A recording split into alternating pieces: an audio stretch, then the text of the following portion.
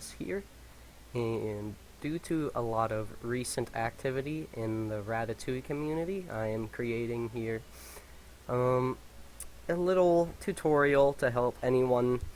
I've had a lot of questions asked to me in regards to a lot of the new skips and routing that's occurred. And there's even a entirely new category that's opened up as of, well, at least as of the time of making this video, just the other day, July 4th.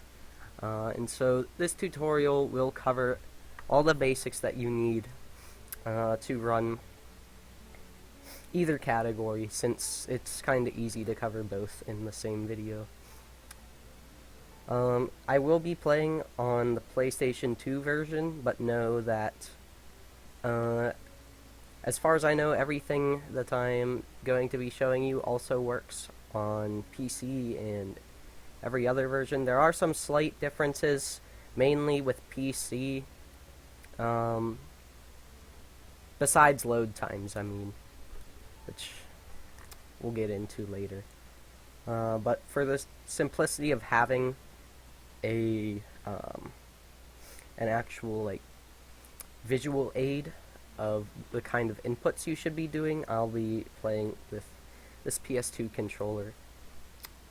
And yes, everything I'll be showing you, you'll be able to perform even on keyboard, because my current PBs for both categories are both on PC with just a mouse and keyboard. Yes, playing Rat with a mouse. Haha. Anyways, before you even start your run, there are a few things that you're gonna want to look at. Regardless of if you are on PC or console, you have a few options regarding difficulty. Now, for the most part, especially if you're just going to run regular any percent, difficulty doesn't really matter, and it's probably fine to just play on medium. But for the sake of this tutorial, and for especially if you're going to be playing no major skips or no levels early, whatever we end up deciding the category to be named, you're going to want to play on hard, and that will be for reasons that will be made clear later in the video. You will take 2 times as much damage from all sources, but it makes some of the minigame sections significantly shorter. I think it saves like a minute and a half overall, comparatively, and it just kind of helps you. It almost like forces you to get better at some of the damage boosts that are required, and just generally being more careful of enemies. So anyways, be sure to hit accept changes. On PC, you have to do this every time you make a new file, but on console, you just need to set it once after you've started up the console. Alright, so now, speaking of,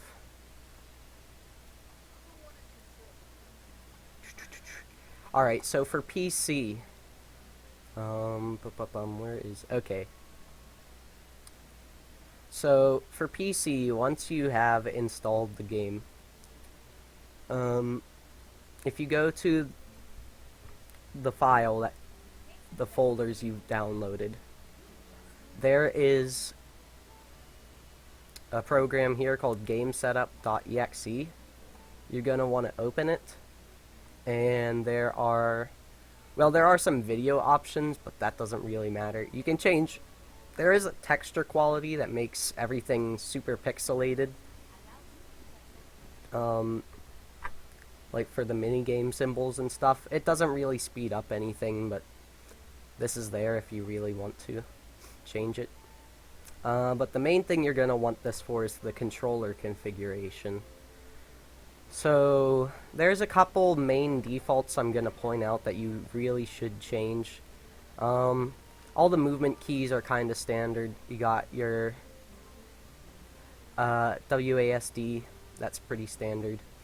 Camera left and right doesn't really matter because you can control the camera with your mouse, or if you're using a plug-in, sorry, Linguini.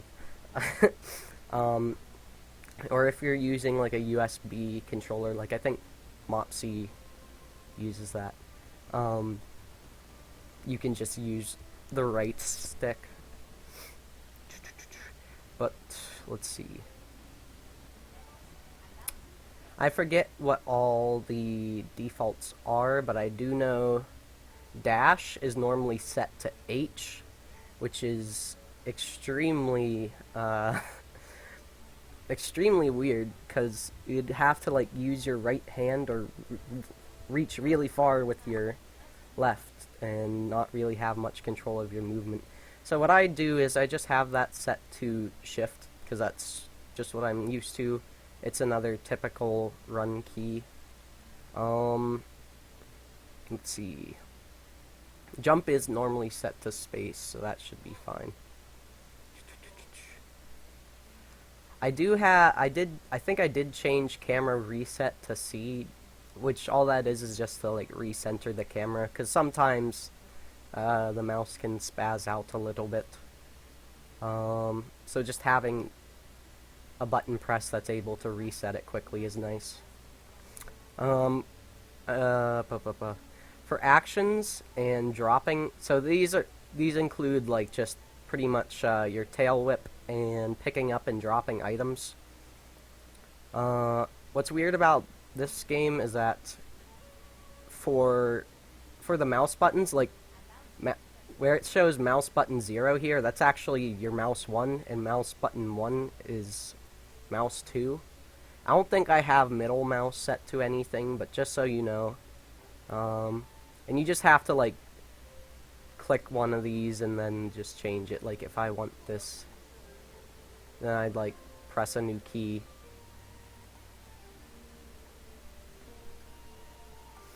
Wait for it to turn up red. Minigame, I've changed. I think they had separate separate set of keys for the minigame directions. I just set it to be the same as my up, down, left, and right buttons. It doesn't really affect anything. And then action left and right is just using the switches on like the like blender and conveyor belt mini games. So I just set those to Z and X since they were fairly accessible off of ASWD. And then menu, especially if you're coming from console, I would recommend setting valid to space. And valid is like the thing that just lets you skip through a text box. And since it's space on console, I just set it, or since it's jump on console, I just set it so that it was the same as my jump. And everything else should be pretty fine. You can set secondaries, I suppose. I don't really know what that does, though. But anyways, that should be just about all that you need as far as previous setup.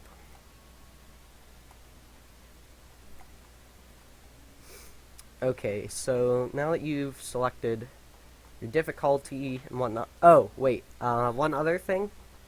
On PC, under Game here, below Invert Camera, there's an option to change your mouse sensitivity. Actually, it says Camera Sensibility because they didn't have much sensibility in naming it, I guess. I would definitely recommend lowering that at least a little bit.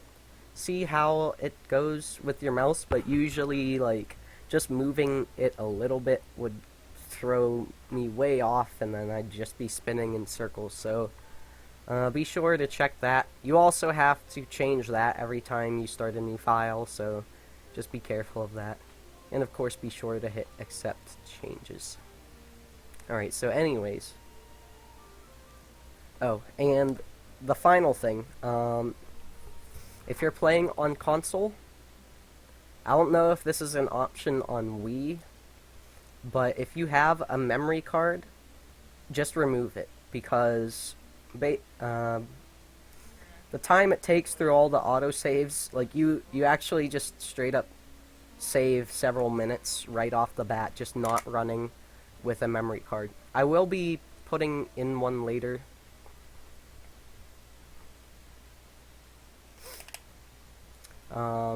Just cause, oh, okay. Hold on, I'm actually gonna reset the console, because I don't want it to be fucking playing no music during cutscenes. That's kind of weird.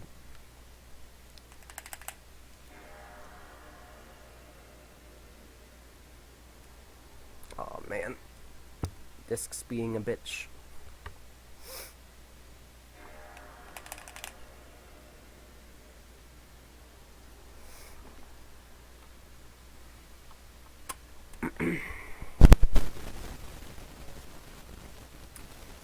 But anyways, in the meantime, this gives me a little bit of opportunity to talk about the splits.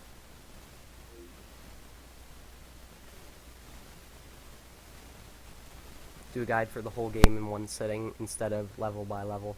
Yeah, I do think this game just needs a much more overarching guide. I tried to do the one earlier and that ended up being 4.5 hours. So if you look at my splits here,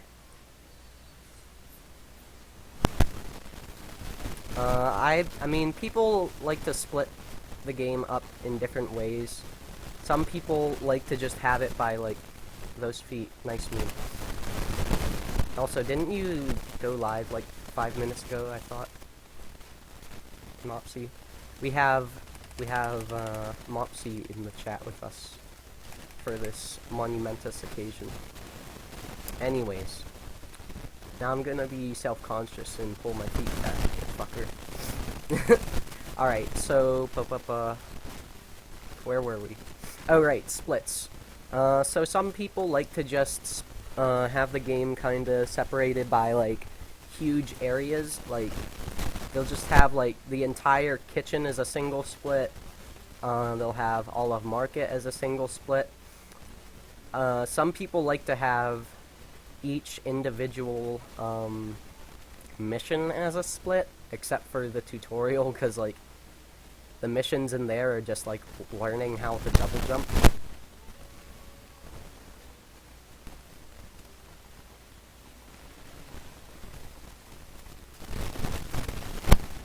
Or, like, 2 hours ago. Okay.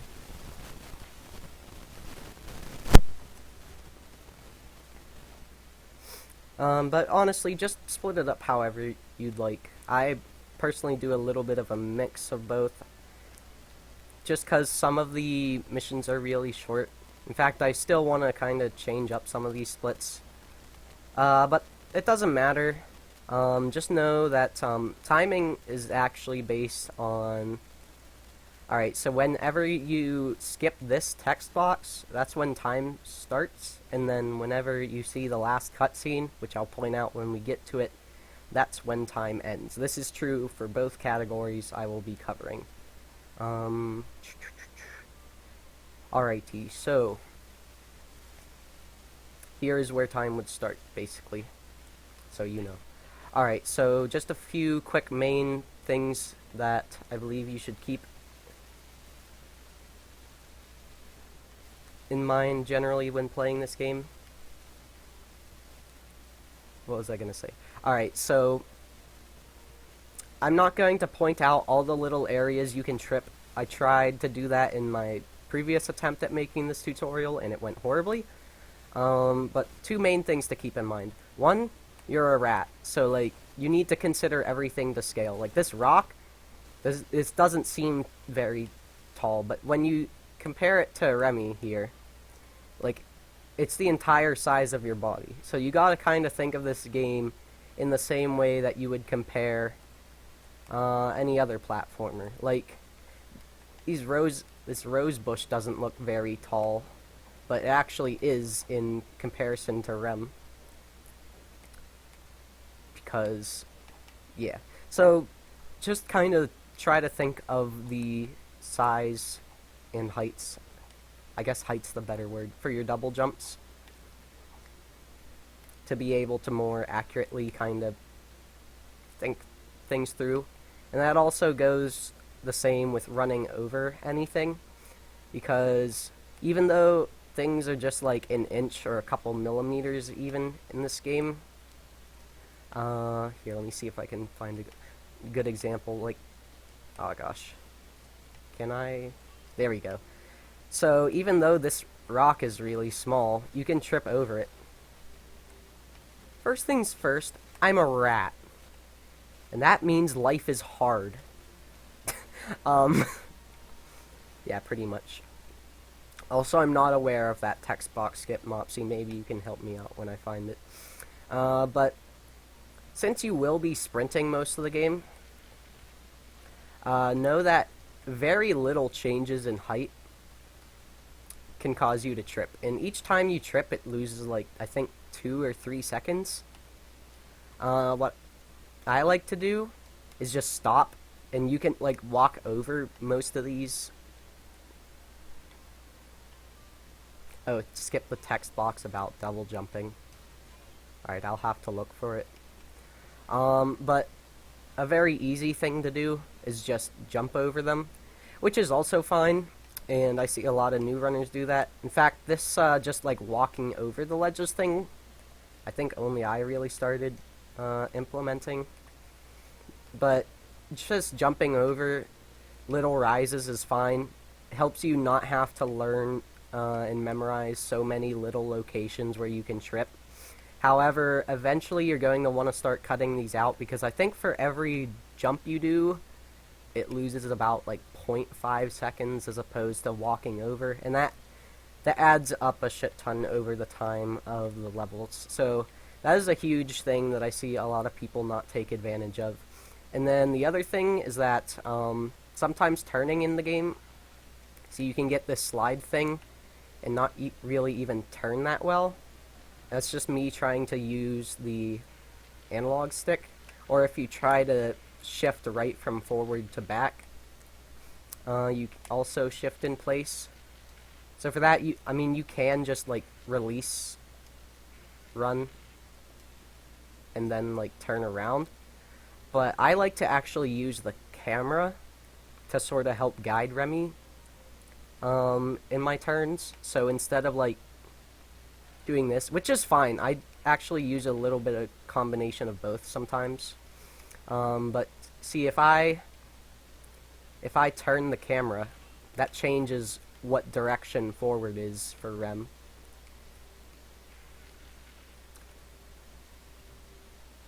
So like, here, I'll show, for example, just doing this line of apples here. Whoops. Also, just mash through all these text boxes. But you can see that turning the camera can also allow you to turn Remy, and also just generally has less of a chance of you kind of skidding like that. So just something to consider. Anyways, come around here. You can either like jump this or come to the side and sometimes pick up the apple core. This section's pretty self-explanatory. You can trip those. Whoops. The rust is real.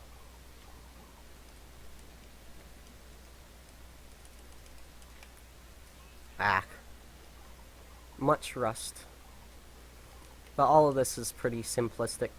Generally speaking in this game, the more time you are on the ground, the better. That's the place Mopsy was saying there's a text box skip, but I don't really know about that.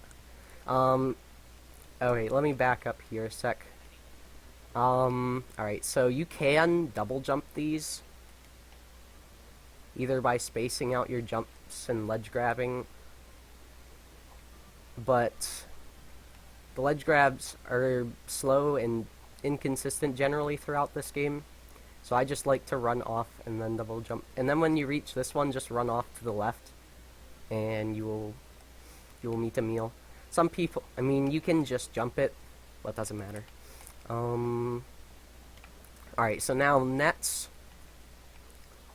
A lot of people just like climb up them, which is simple. And here, actually, let me just like go through this as you would normally just walking across a net. And now show just jumping across and re-grabbing a net. Oh, shit. I've not been playing the PS2 version for a bit. So obviously, double jumping and re-grabbing is much faster, but also requires a lot more inputs and paying attention. Main thing that fucks me up on these is that you have to actually be facing the net to grab it. Like, if you're facing this way, like, even if you're facing somewhat left or right away from it, you will sometimes have trouble grabbing the net. So just be sure to turn inwards towards the net near the end of your jumps. Alright, this is pretty self-explanatory as well. Any of these sections where you kind of want to pay attention to stuff on the ground that you either want to collect or avoid, I tilt my camera up. Oh, excuse me, just to get a good view. So you take the can over. A lot of the tutorial's pretty self-explanatory. You can run up and jump those. Oh yeah, so there is a slight difference, I think, between if you're, like, when you're running with a jump, whereas instead of, like, just a regular jump, you land faster because it's based on where Remy's front paws are. But with the regular jump, I think you get slightly more height. I don't know, but those are just things to keep in mind, that there are some slight differences. You also go further, I think, with a sprinting jump as opposed, and you fall off ledges faster. Or maybe not, I don't know. Alright. Anyways. That book you can trip over very easily. I like to just trip into that cutscene there, since you don't really need to worry about moving afterwards, since it resets your position. Alright, so pegs. Pegs, you really just want to jump off them as soon as you can. You don't really like having to use them for movement. So even here, we can just double jump and skip that one. And you can actually jump off of these without having to wait for Remy to spin around them. There's two main ways I would recommend doing this. Either like switching between spamming grab and jump. Like I spam jump, then I switch to grab like while I'm swinging to the other one. Or I see a lot of people just spam them both. Both are useful and fine.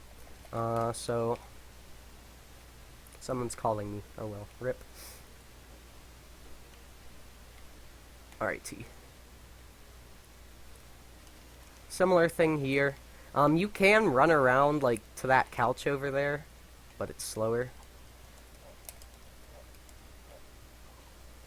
Alright, so this is the sniff section. By the way, sniff isn't really useful for anything except, like, you can, like, stop yourself immediately when you're not running. So it could be useful for setting up some things, but you can also just kind of stop regularly anyways. But keep that in mind if you want to use it for PC runs, just so that you have it like at the ready there as well. So the first apple core is up there, as you saw. Then, whoops, you can just walk over that ledge. Then one spawns up on this bed. I just try to move this can minimally and get up here. You can move it closer and then just single jump this. I don't think it matters very much. So I just kind of like peek Remy's nose in the corner here and then run back out. Third apple core is up here on this netting. Now once I get the apple, I like grab somewhere around the end here, and then I space out my jumps so that I land without taking any fall damage. On hard mode, if you do miss this, you'll actually die, and you will have to... You'll respawn over here, but you'll have all your apples. An alternative way of going for that third apple core is running around this way instead, jumping on this cardboard house, then jumping on the back side, and then coming around here. But I think it's slower. I don't know. But just know that it's an option. Some of the, thing is, the comparisons between these are pretty minimal. Same with, after getting this apple core up there, you could, run over this way, get the can, and then bring it over here if you really wanted to. And then, alright. Then this fourth apple core, what I like to do is I just jump on here, and then slide off of this ledge slightly so that I collect the apple, and then double jump. There will be a lot of times in the game where you have to do double jumps after sliding off of a ledge, so I like to do that. Or what you can do is kind of run around, peek in here, and then run around here. Both are viable.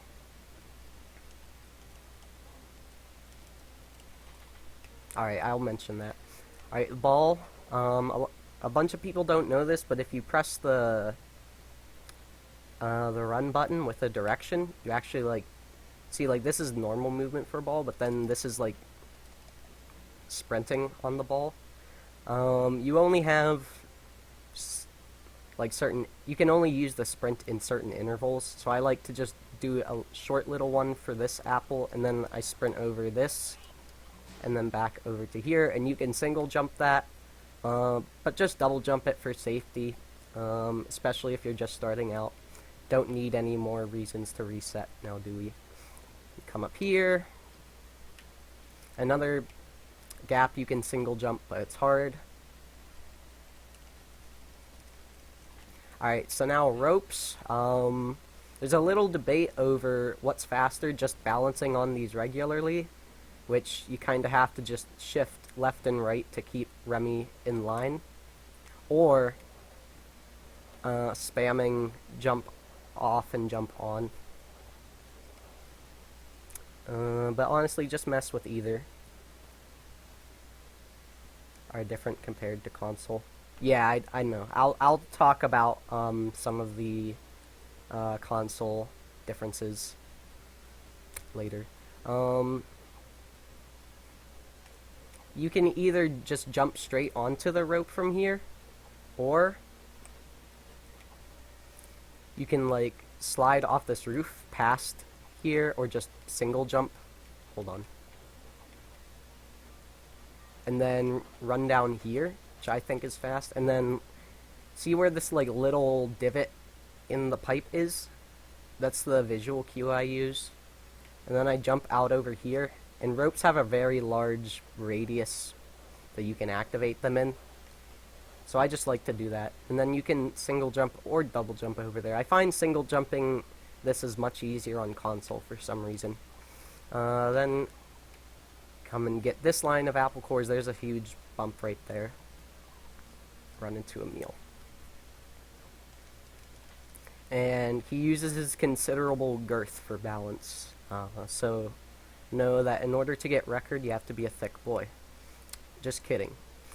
Anyways, so for this section, this is one of the only sections I'd say that actually has a lot of different ways you can go about it tech-wise.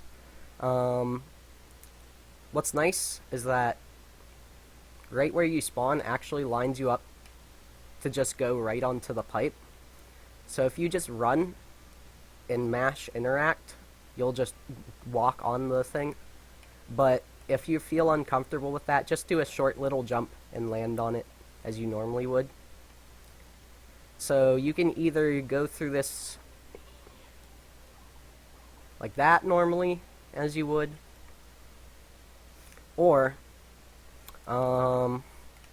You can save a little bit of time here by jumping, and you can walk along this, or even sprint. Although it's very easy to bonk. I always hold either up or slightly up left through here, but even in doing that, I often bonk once or twice. But either way, it's worth it. It saves like 5 or 8 seconds or something. Then just double jump over here, mash through all this. Same with the cutscenes. Be sure to be mashing through those as well. Now for these, like, auto land ledges, I think, yeah, you can do the first one without double jumping. And then the last one, just jump into the apple core. You don't have to, but it's slightly faster, as opposed to landing on the pole and then jumping off.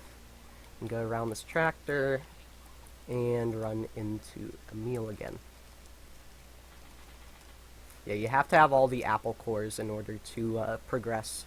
So there isn't any way to really skip this tutorial, if I hadn't mentioned that before. Alright, so now for the Metal Gear Solid section. Right, so you spawn like right behind this box. You can either like jump over it, or I just like to move slightly to the right and then start dashing. And I try to aim myself in the middle of this zigzag of apples, so that I don't have to go back and forth. The idea is that we're going to go through this all only getting hit once and without using the box. So it should look like this. And you have to move slightly right on that apple there. On hard mode, you'll get hit for 2 damage. However, it does take a good while before... Here, let me die, and then kind of show how long it takes to get damaged again. So let's say, okay, I've gotten an apple here. See, chicken still has an attack. So it gives you like a good like 10 seconds or something to get out of the way.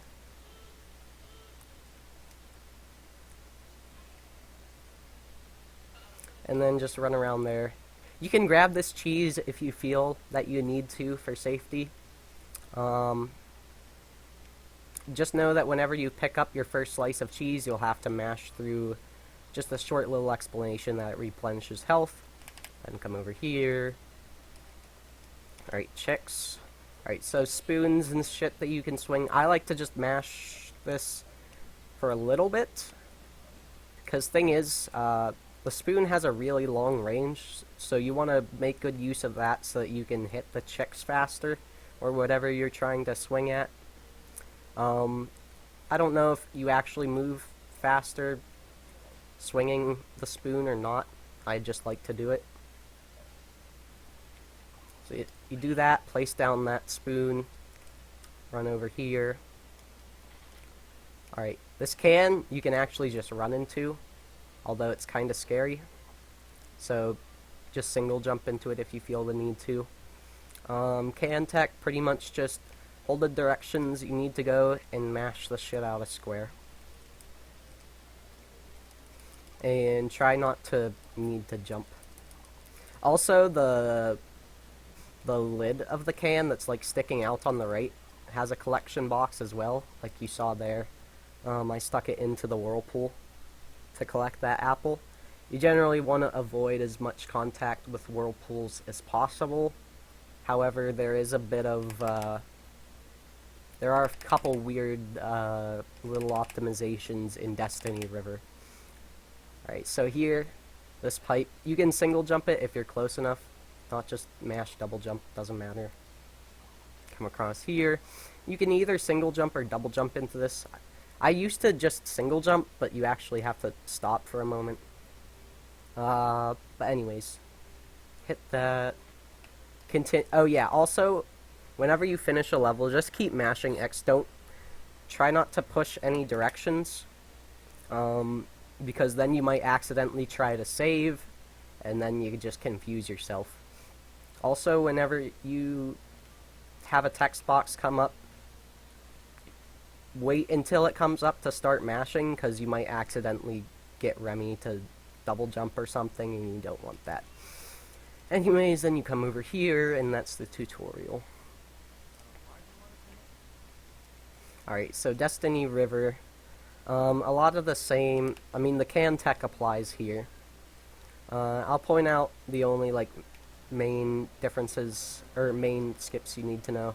Pretty much just try to make your turns, sharp, or lenient if you can. Also, if you can single jump these trees, that saves a bunch of time, but you can easily get stuck on them. Be sure to hold run whenever you get to any of those slides. And try to, you get a lot of distance on your jumps. Go around this whirlpool on the left. So for most of the slides, you can jump pretty early to them. Alright, so this is a weird spot. So, I don't know, going on the right of that whirlpool is actually faster because either way you go around, you have to interact with the whirlpool and it will slow you down slightly. But going around on the left just covers more distance, so it's much slower.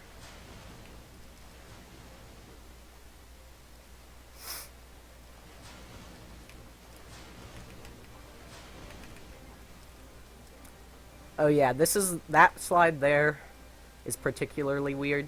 Here is the first spot. You have a log come up. You'll get to know these really quickly. This is another one of those whirlpools. Here you can come up on the side and go around those. Otherwise, just kind of move around the rocks as you normally would. It's very easy to bonk on the side there, so I wouldn't recommend it as a starting strat.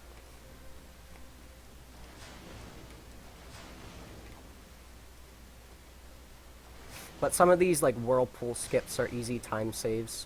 Also, if you do happen to hit a fallen tree like that, I just like to jump to reset my speed. There's another whirlpool that you can easily get around. That actually helps you get around 2 whirlpools there. Alright, so anyways, that's Destiny River. Pretty self-explanatory. Everything in the run has been relatively normal up to this point.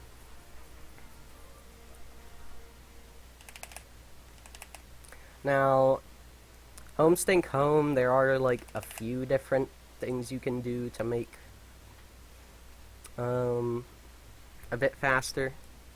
One, there is a text box like by that can there that you can go around, I guess. Sometimes, I don't know, it's weird. But I usually just sprint forward and mash through it. Now, the path I like to take is I slip over this. These slippery surfaces allow you to just get a bunch of different distance.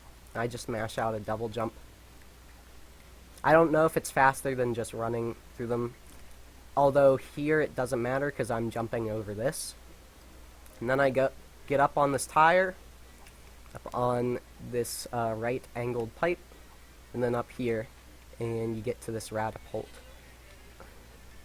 Normally, you have to go around, use this sardine can, and then single jump these.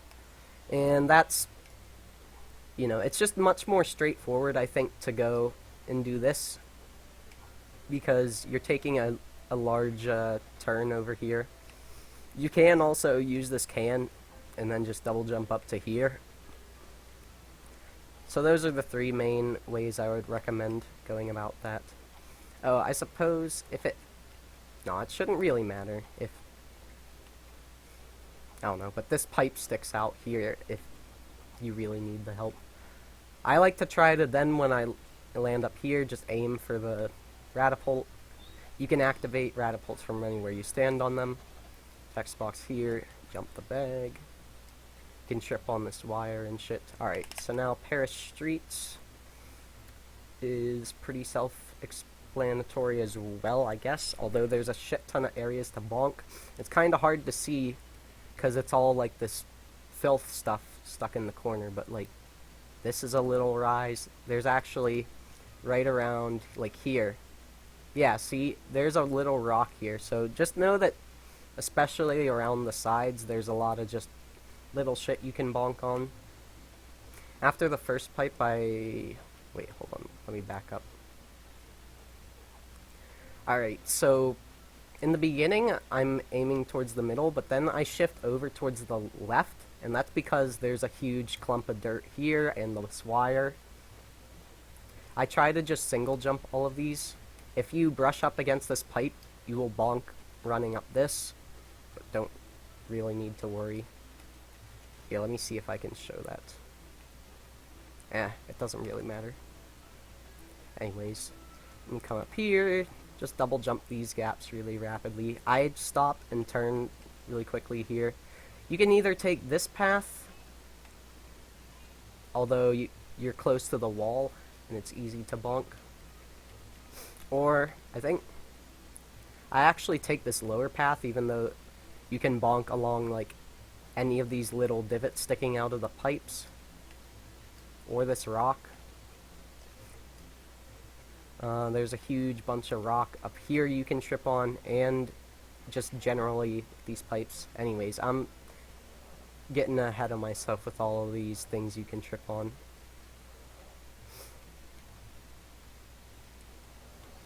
So these pipes with the like steam you want to be careful of, because even on medium, if you get hit by one, it's very easy to just get knocked off and just instantly lose all of your health, especially on hard mode, because, well, a death or taking damage is 2, and then falling is 2, or 3 damage rather, on hard. Either way, you'll be warped back here, so want to avoid those. Just kind of address the pattern. If it's like just starting to shoot steam, I just double jump over them. Sometimes you can be lucky enough to just be shot back onto the pipe, but for the most part, just avoid deaths. Then there, you can run across those shaky boards, and while they're raised up, you can make this double jump. If you don't, you might either ledge grab or just need to double jump again. Same kind of jump there. I just cut this corner by jumping these stones. It's very easy to bonk up those. Same with this rising, this like diagonal board. I just jump up it because like this whole wall and the beginning of it has a bunch of areas to bonk. So okay. So here you can either like run across this board, space out your jumps to either like surpass that pipe or land on top of it. I try to land on top of it, because then you can just jump up to here. I think it's less jumps as opposed to like running through here. I tend to get more bonks. I don't know. You can single jump this, whatever. I'm getting ahead of myself. And you can jump over using the speed from the slippery slope. You can just jump straight onto the Ratatorial. Here you can either take the sardine can or jump up on the pipe. Quick thing about running and sardine cans. At the beginning of Remy's run, he's like still putting his paws down. So you can interact with sardine cans when you're initiating your run, because Remy's front paws then activate it, and there you go. Then for here, you can either climb up this regularly and jump off, or just do 2 double jumps. Or what I like to do, I don't even know if it's faster, but I think it's flashy as fuck. Double jump into the bottom left-ish corner of that flame, and it'll push you up here. And then you have this cheese here. So you'll be able to survive at least one more hit, regardless of what difficulty you're playing on. Right, soupy assistance. More minigame memes. So minigames, most of them, there isn't much you can do to speed up. For this one, the ingredients are always in the same location. So like carrots are always on the outmost right. The cucumber is always on the most left. And the others have their respective positions. So just try to locate them. Don't mix up your buttons, and like for the most part, the worst thing you can do is just mix one of them up.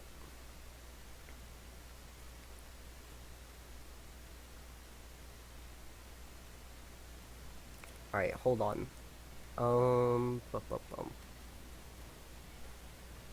All right. So at this point, I'm gonna grab my memory card because this is where the two routes diverge. But just to finish up what I was saying about the mini games, focus first on just doing them accurately and then doing them fast. It's not too hard to what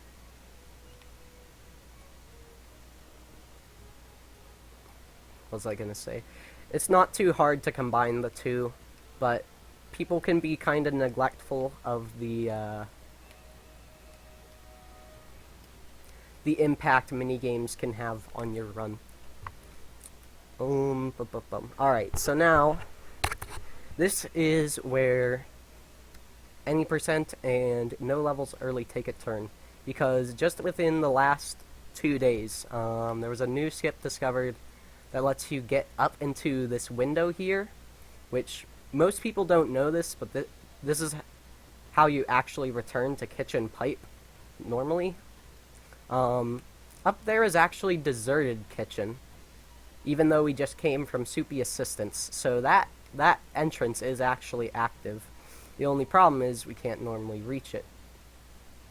So what we're going to do is this little thing called a boost jump, kind of. I don't know if we have an official name for it, but basically whenever Remy gets stuck, let me see if I can find a place other than there where it's possible.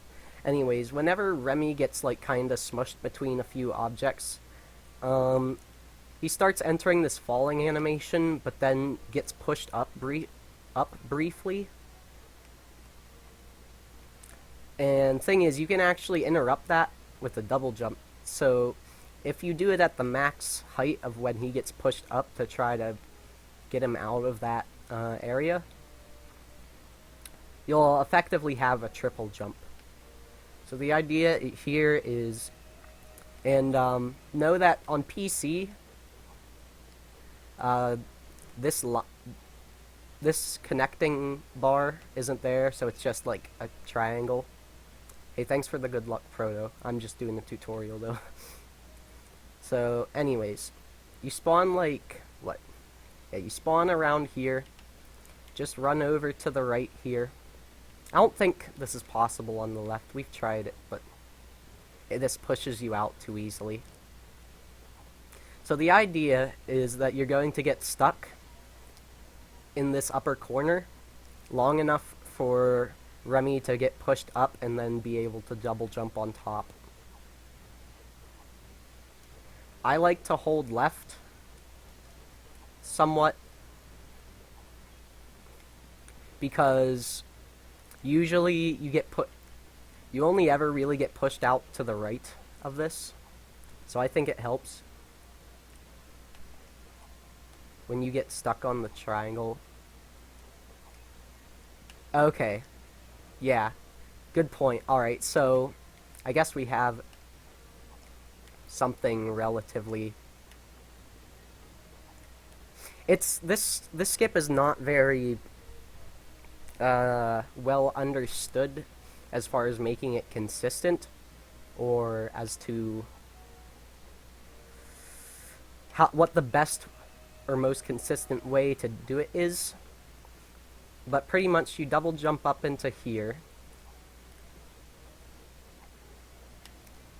You wait for Remy to like shake his arms, and then just like watch for him to kind of just get shot up a little bit. Here, that's the kind of animation you're looking for. And that's about the timing you should use as well. And this is an extremely useful trick throughout the entirety of the game. Here is where it's most useful, or at least most broken, because simply from entering here... Wait, hold on. Before I forget, I need to Um, I need to make a save. How do I...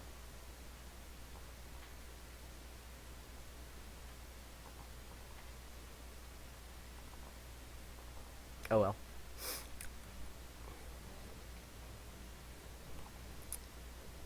So anyways, come between these two legs. Oh man, I'm already lewd.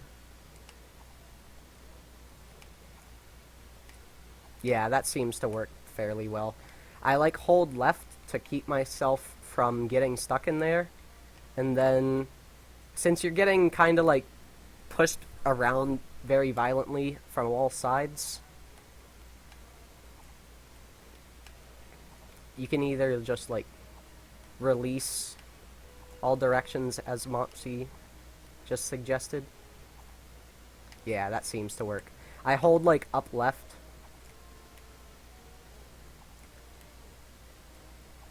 Or maybe just left.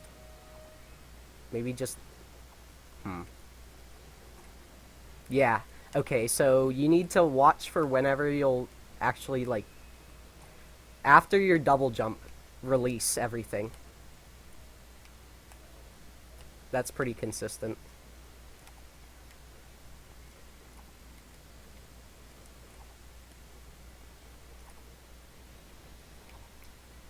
Anyways, you should be able to get it within a handful of tries. And even if you don't, you can get a pretty fair time. This trick is dumb.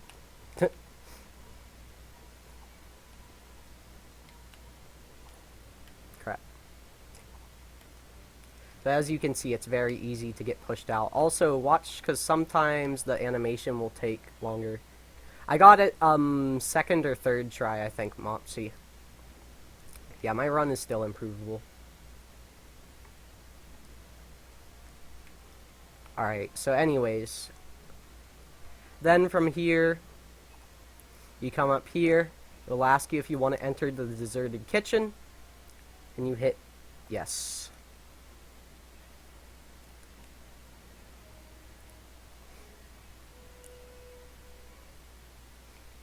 And you're in deserted kitchen within only a couple minutes of playing the game. Now I'm just going to quickly show... Actually, no. Just...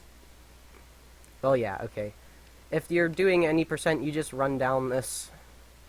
Come across this... Come across between these two cooking stations, and then run over to Twitch over here. And then the rest of Deserted Kitchen is the same as it would be in No Levels Early. So I will just link maybe to where Deserted Kitchen starts later.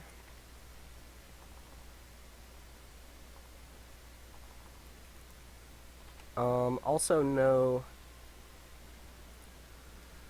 On PC at least, that window is one way. Hold on, now I need to get a can to get back out. I was hoping that it would autosave whenever I entered the pipe. Seems to not be the case. Let me see, what will I do? I need a spoon. Oh, have the spoons not... Okay.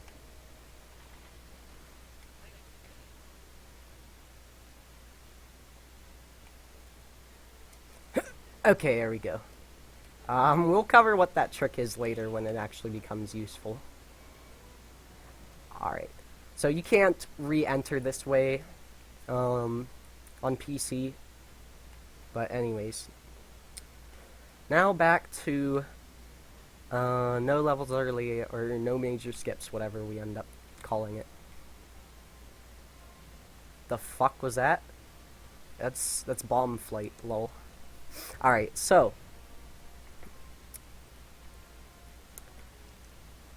now we just have this. You can't walk over this, you have to jump this. I try to aim my head so that I actually just hit the lower ceiling. I jump this, avoid these wires. Pretty much just watch out for like wires and rocks as far as things you can jump on. There's a tutorial on this first slide and first slide only as far as how to mash things. Now for slides, I would definitely recommend doing some individual levels. You can unlock them in the extra screen. And just do the slides, because I had a ton of trouble with these casually and died a lot on them. But even just going through these first try relatively quickly will save you a lot of time that you normally otherwise would have to cut out. Alright, so as far as slide tech goes, I mainly just try to cut my turns as best I can without losing much speed. I hold run most of the time. If you need to slow down, I pretty much just either like release R and then turn, or if you really need a major slowdown but you have more time to spare, you can release everything and hold back. There's kind of like several different movement tiers of speed. You can either be holding run and forward, run and turning, just holding forward, just turning, or holding back. And there's kind of like a little bit of a trade-off as far as like between speed and control. Just as running on the ground has less movement than walking, and jumping has less speed but more control. Kind of the same idea.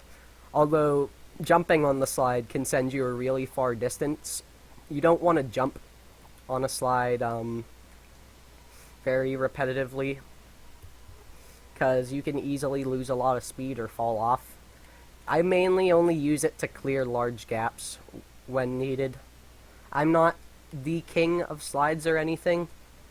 If you have more questions about slides, I would recommend speaking with either XLR or ProEnc. They're both very professional in their slide tech, for sure. Oh, and at the end of the slide, you saw me hold up left to try to get in the corner of the pipe. That's because coming off the pipe, there's a chance that you can actually, instead of having to hit this mattress, just jump the corner. Like jump this ledge, or even just land on it if you're going fast enough. Main thing with that particular pipe is gaining a bunch of speed at the beginning, and then in the end section, trying to stay towards the middle and avoid. There's some like just large chunks of concrete and stuff sticking out. That's the main thing you want to avoid, just not bonking there. That's why my slide split name here is Super Bonkio Bros. Anyways, then you can come up through here. And home stink home.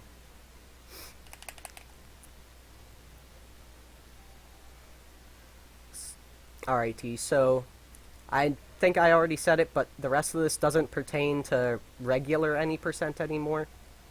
But from here, you can either just run across this way, or especially on easy or medium difficulty, you can actually just damage boost the whole way across, but on hard you only have two health to work with.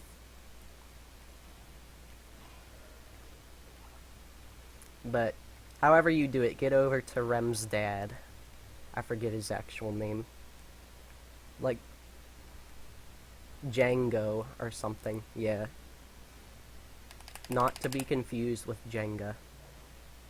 Alrighty, so now for City of Lights, which is probably at top level, one of, if not the most technical level in the game. So be ready to reset a lot here eventually. But first things first, I like to tilt up my camera at least somewhat, because there's a lot of just individual bricks that stick up there. You saw me just kind of run past. So you come over here, talk to Twitch. Yes, the purple rat's name is Twitch. Nice meme, right? So then land on this Ratatorial and fling yourself over here. You can run, but it's slower. Right, first, like, somewhat of a skip. And obviously it's not, this one is not required, but normally you have to come across all these boxes to get up here. But there's this little board that you can either, like, run onto or jump onto. And if you jump holding, like, you like first go upright and then down right, I guess. But this whole edge of this box you're able to make with a jump. Then you can either jump from here to there or go up to here. Whatever feels comfortable to you to make it onto this trash can lid. So then from here, just ride across these. You can single or double jump them. I would just double jump them for... Just focus on getting the main skips first before focusing on trimming down little bits of time with your running and jumping. So then you run around this huge clump of stuff, pick up this bone, try to get there before the roaches can reach you, and bring it straight over to Twitch here.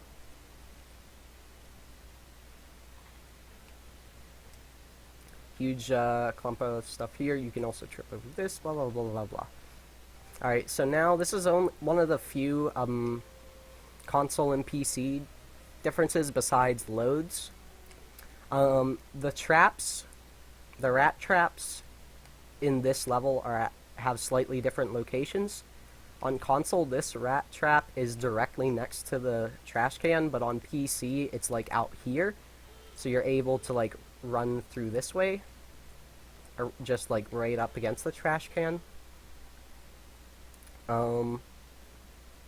It doesn't matter all that much. The main caveat between PC and console is the loads, and we're still having a little bit of debate about what we want to do in regards to that in the leaderboards, because pretty much it's like PC has 0 to 1 second loads for every cutscene, level load, and whatnot, whereas PS2 has like 7 seconds, and then the other consoles have like 3 seconds, or something like that. However, don't let this discourage you from playing on different consoles. My PlayStation 2 run, yeah, I currently have, if you're just looking at console,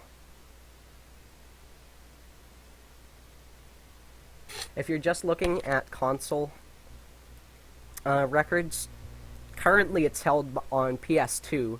There's been so many new skips and whatnot found. There's a lot of potential. And even before a lot of those skips were implemented, Sonic Slicer had a record on Xbox, actually. And we're probably going to look into splitting those up, because the difference in loads is so crazy. And as Mopsy just pointed out in my chat, people's PCs can have different load times, so it becomes kind of complicated, and it's really dumb. So I'd like to see a PC and console split. There are also a few differences as far as like I just mentioned with the rat trap locations, and a few different either additional platforms or little things you can trip off of. But for the most part, don't really worry about the console versus PC shit. Even though in this Speed Games case, PC Master Race or whatever the fuck, it doesn't matter. Alright, so now I'm going to actually reset this cycle here.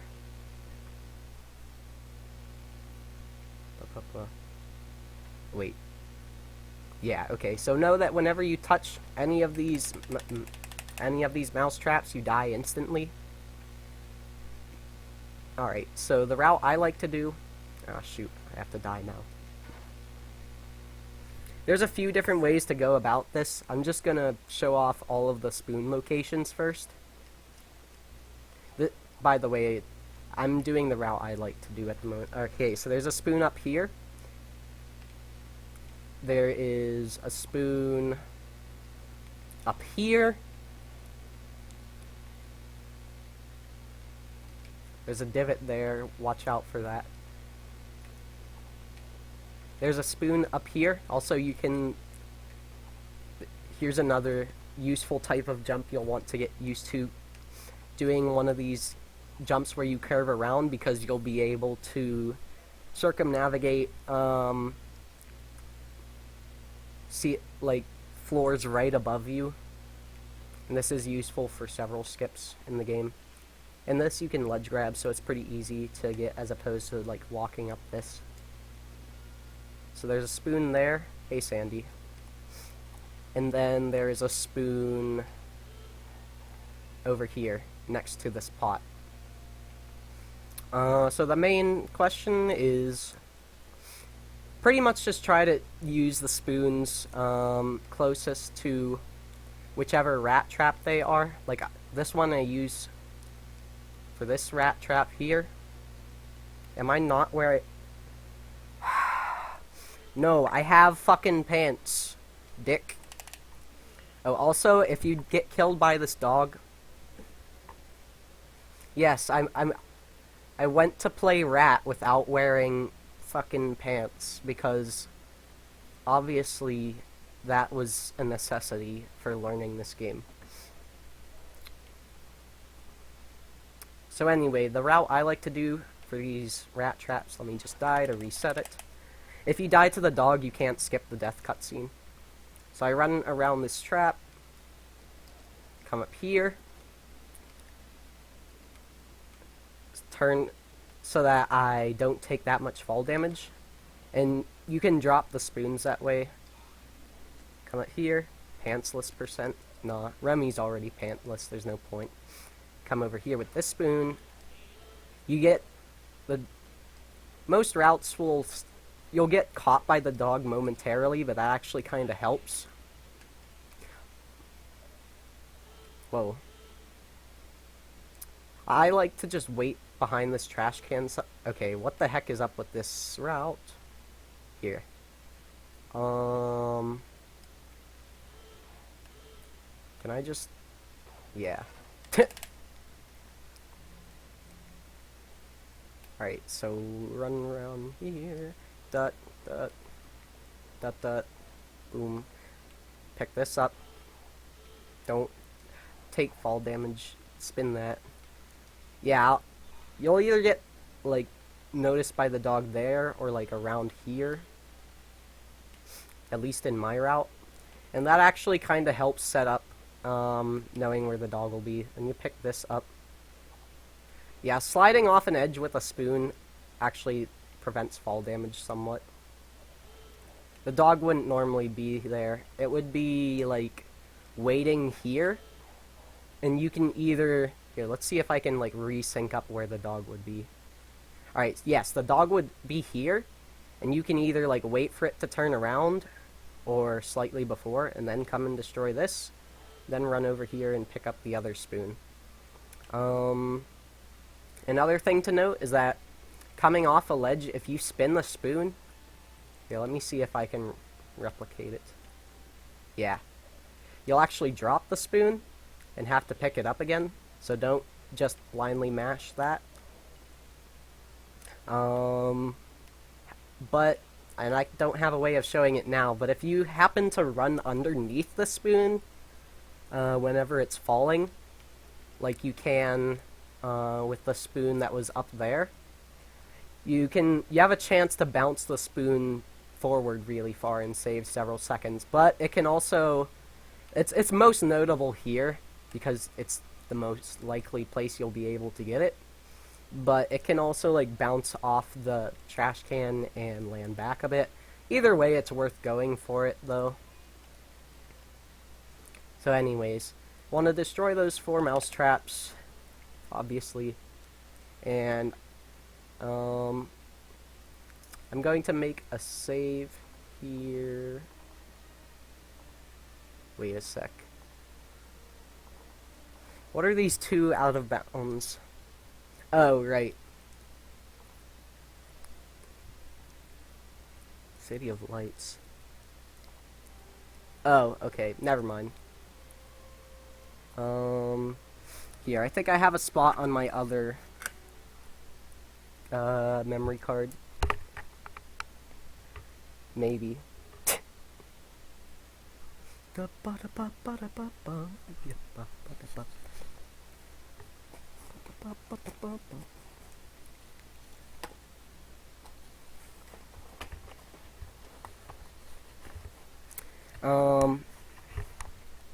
While I'm looking for it, if anyone was wondering kind of the differences as far as consoles, I believe PS2 and PC are split by about 5 minutes or something like that. And then, well, I guess since the loads are half as long on the other consoles, then it's about 2.5 minutes. But we haven't added them up for sure because there's so many different points where you have loads where you wouldn't in PC. Like, even just going to talk to a character for their cutscene can spend like a couple seconds loading, but that type of load is different from like when a level or mission would load. And then it becomes even more complex for like 100%. Anyways, I'm just gonna continue. I don't feel like searching for that memory card right now. I'll just look for it later, even though it's my main memory card. Okay. So then, the dog might be there, but you can either... So there's 2 different paths you can take. You can either go down under here, or you can climb these boxes and go up here. Or you could even like climb up this way, depending on which rat trap you destroy last, I guess. If you go up here, just like jump through here, and then you'll be at these wires, and I'll talk about what to do on those wires in a second. I never take this path though, or I used to, but the white noise from the mic is loud. Yeah, hold on. Is this... Okay. Yeah, sorry, sometimes my mic has issues like that. Let me know if that happens again. Thank you, though. That just sometimes happens. It's just some electromagnetic interference from having a bunch of wires. But what I like to do is just run back through here. There is an infamous camera switch that can occur running through here. So I recommend just walking the first bit and then sprinting. Jump on here, double jump on either on the end here or get on here. Anyways, then you can get up here with this sardine can. Either land up here, which is the safest and easiest way to go, or you can jump on this and then mash and try to get on one of these on this wire. First. So anyways, regardless of how you get to these wires, what you're going to want to do is get across them, but cut corners, because since they zigzag, you can just double jump the gaps. So let me see if I can just get back to the beginning to sort of display that again. Also, is my camera good? Because I know I did move around a bit trying to get the memory card. Alright, anyways, Here, actually, I can look myself. I'm an idiot. Yeah, it's fine. So then you can come over here if you're really worried about falling down here, which I don't blame you for, considering all of the shit you'll have to do coming up. Just knock down this spool of thread. If you do happen to end up falling down there and set a checkpoint, you can climb up back here, and it only loses a couple seconds to put down that spool. So then you have a couple gaps here. You can't fall through... wait, can you fall through this one even?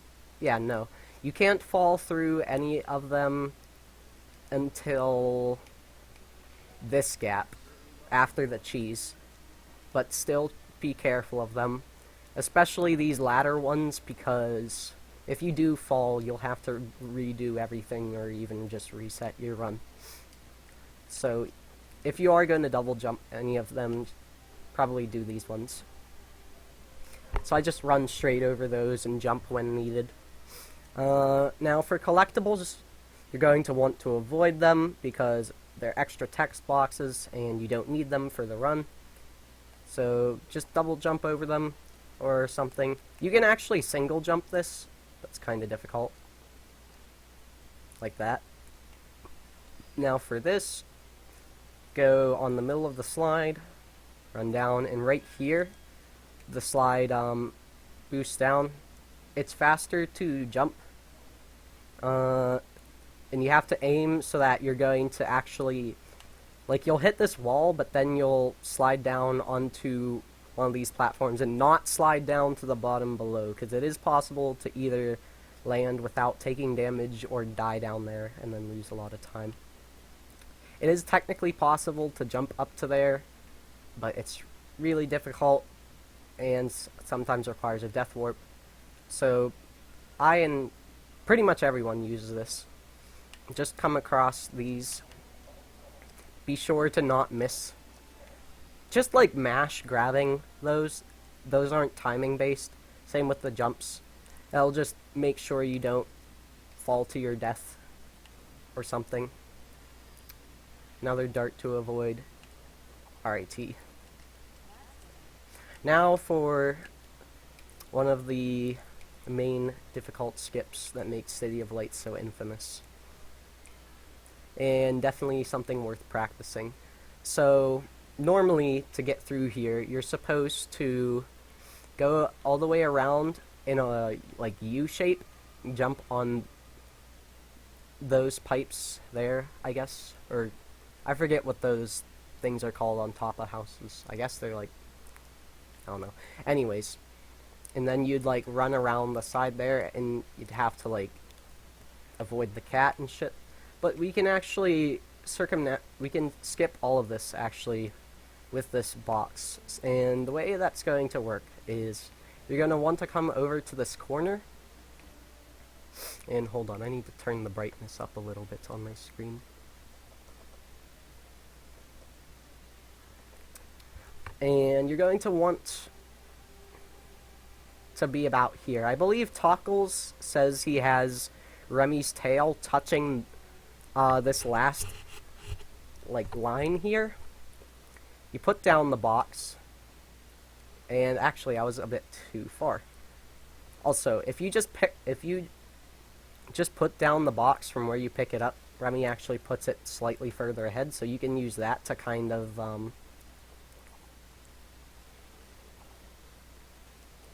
Alright, this is actually still a bit of a bad spacing. Alright, so the idea is that you're going to be making a little pocket between this box and these two walls, where Remy will start falling and try to land but can't, and so the game will try to push him up and out, as was shown in that other boost skip before. And generally, the tighter the pocket, the more height you'll get. Ah, I almost had it there.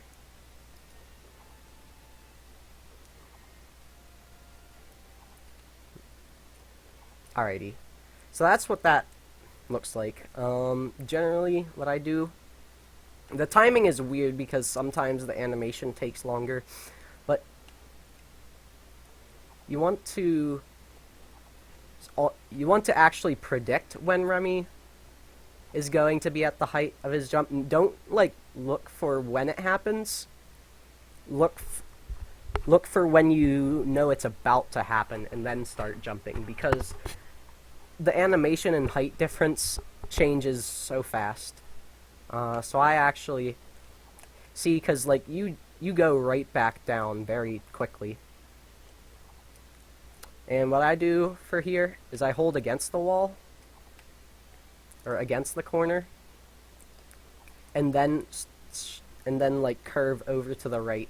If you don't curve over to the right, you just won't come up over this ledge even though you had enough height to do so. So the closer that you can make the pocket, the easier, the tighter that you can make that little pocket, the better.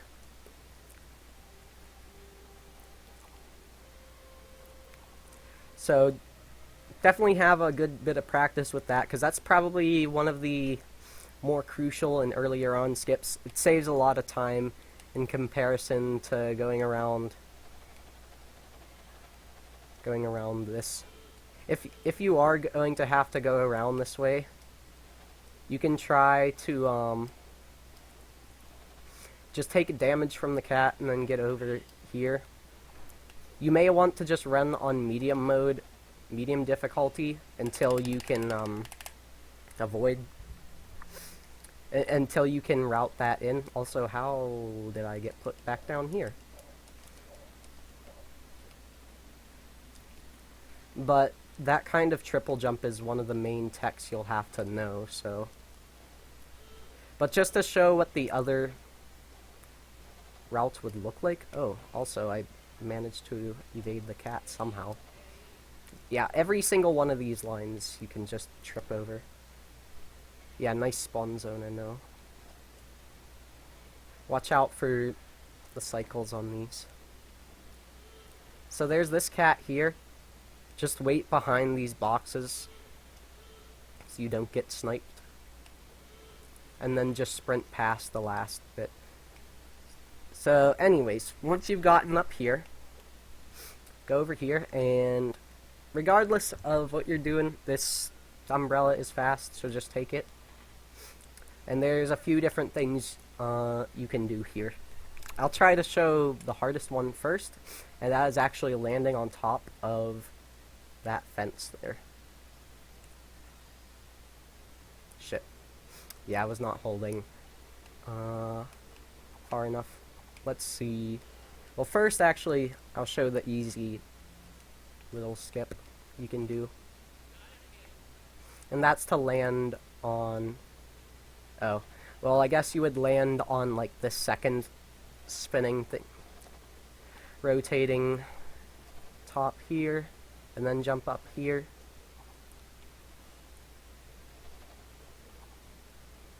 Oops.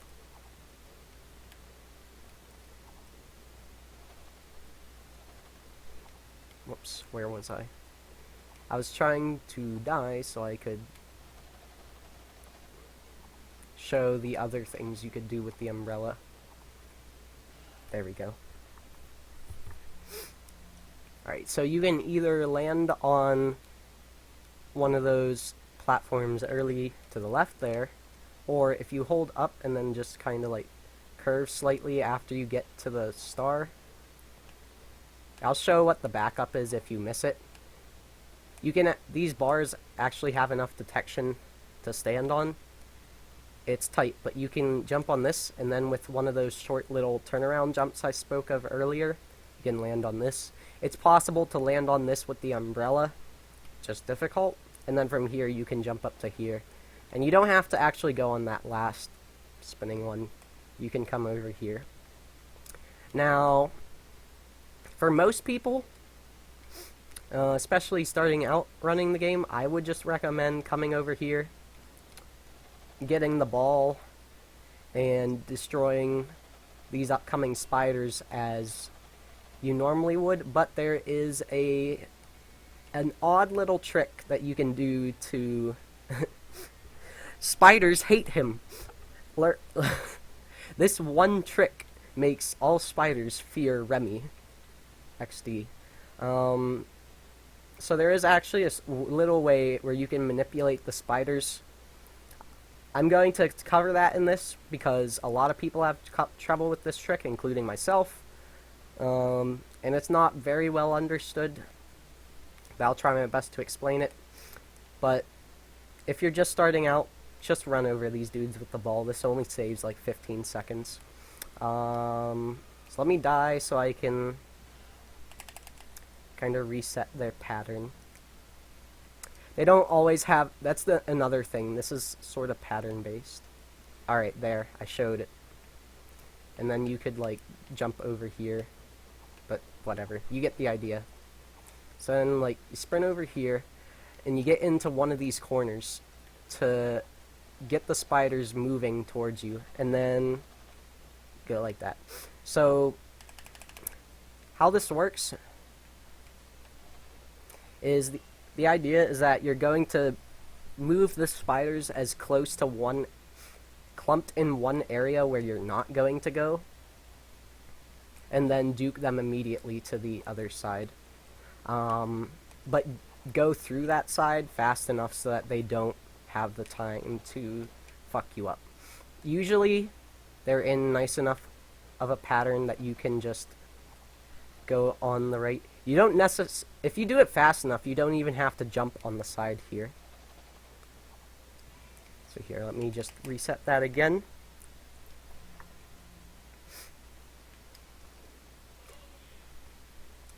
This is the most consistent way I have found to deal with them. This works for most patterns, and you want to wait until they're as close as they can be. See there, I didn't even have to jump them. But you want to... It's a very reactionary based skip, even though it has sort of a bit of a setup to it. So you'll have to be careful and judge whether or not you should jump. Because sometimes jumping will actually end up getting you killed, and sometimes running will get you killed. Because pretty much as soon as you get hit by one of these spiders, unless they boosted you forward and you're on medium difficulty or lower, and it's pretty much game over. Because then you'll... I mean, you've seen... I spawn all the way back up at where that umbrella is. So pretty much unless you get this, like, first try... First or second try, it's not even worth going for. Another thing to note for this skip that I see a lot of people mess up is that... Okay, how to describe this? So another thing you can make good usage of for this skip... Here, I can just come over down this way now. Or some people accidentally do, is if you, as soon as you come over this rail, they head back, and they try to fill in, they spread out into whatever region they weren't covering before. Although this can sometimes be useful, like there, I was actually able to skip over them because they weren't worried about the right side entirely. They recognized that, like, the center, they try to get back to being more spread out pretty much until you enter their radius again. So exiting their radius even temporarily can have major effects.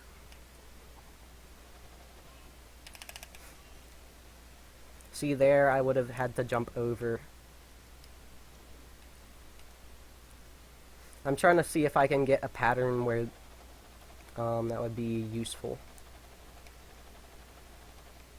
Yeah, like this, maybe.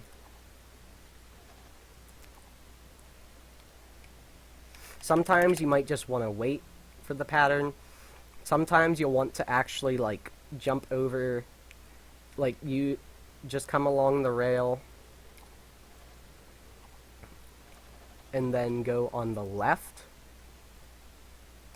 and then juke over to the right.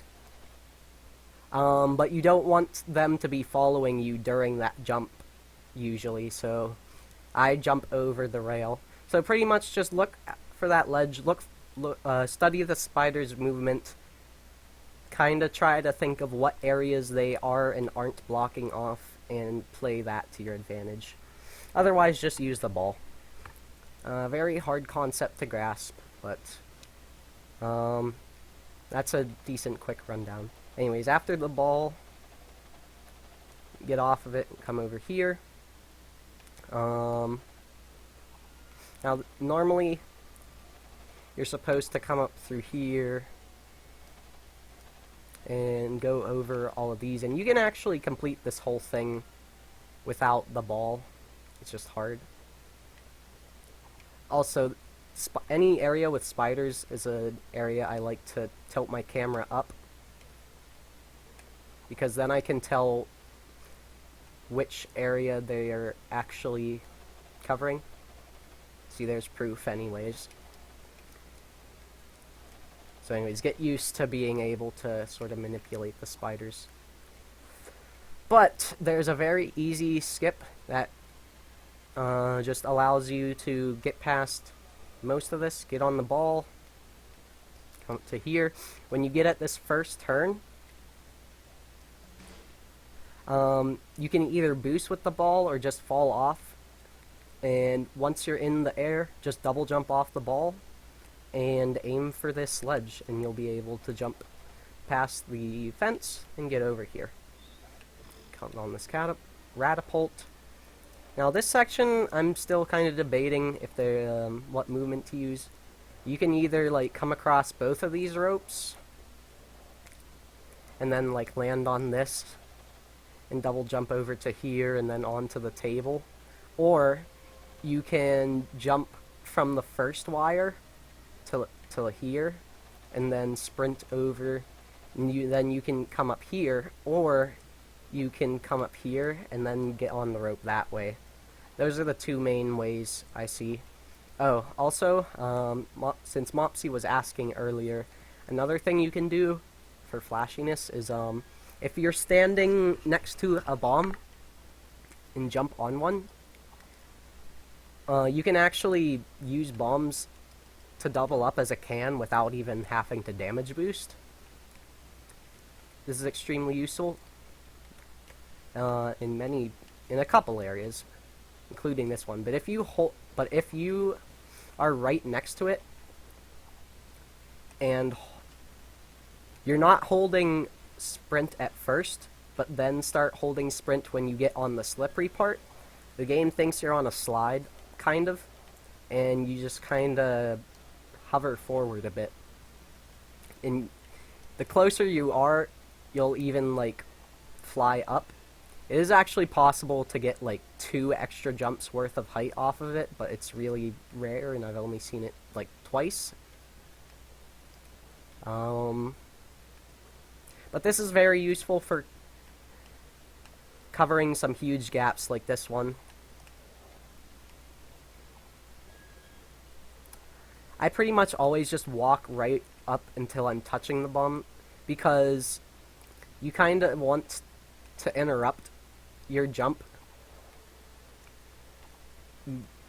with the bomb, because then you'll be gaining height getting off of it, because you'll have entered the slide while going in an upward slope, instead of like if I come from back here, since my jump was going down, I started sliding down.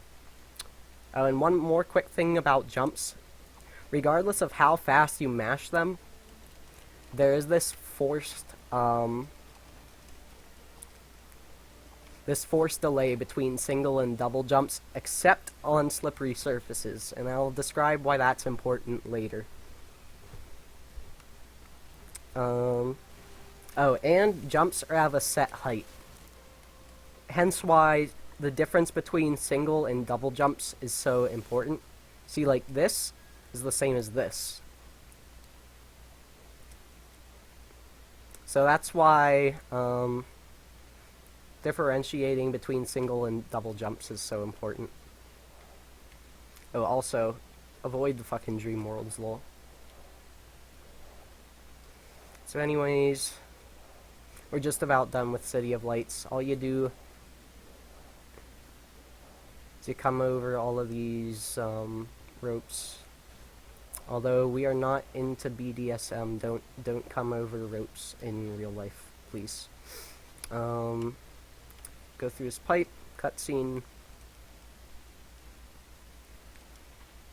And alright, so now getting down to a meal, there are 2 or 3 main strats I know of that are all relatively useful. One that I think is pretty simple and self-explanatory, it may actually be faster, is actually like coming over here where the cat is, and make it close enough until it's out of sight, and then just use this umbrella and just hold forward and fly into Emil's cutscene. Like, that whole cylinder, I think, actually activates the cutscene. So you can do that. Also, you can run around this side here. Hold on. But you have to be careful, because whenever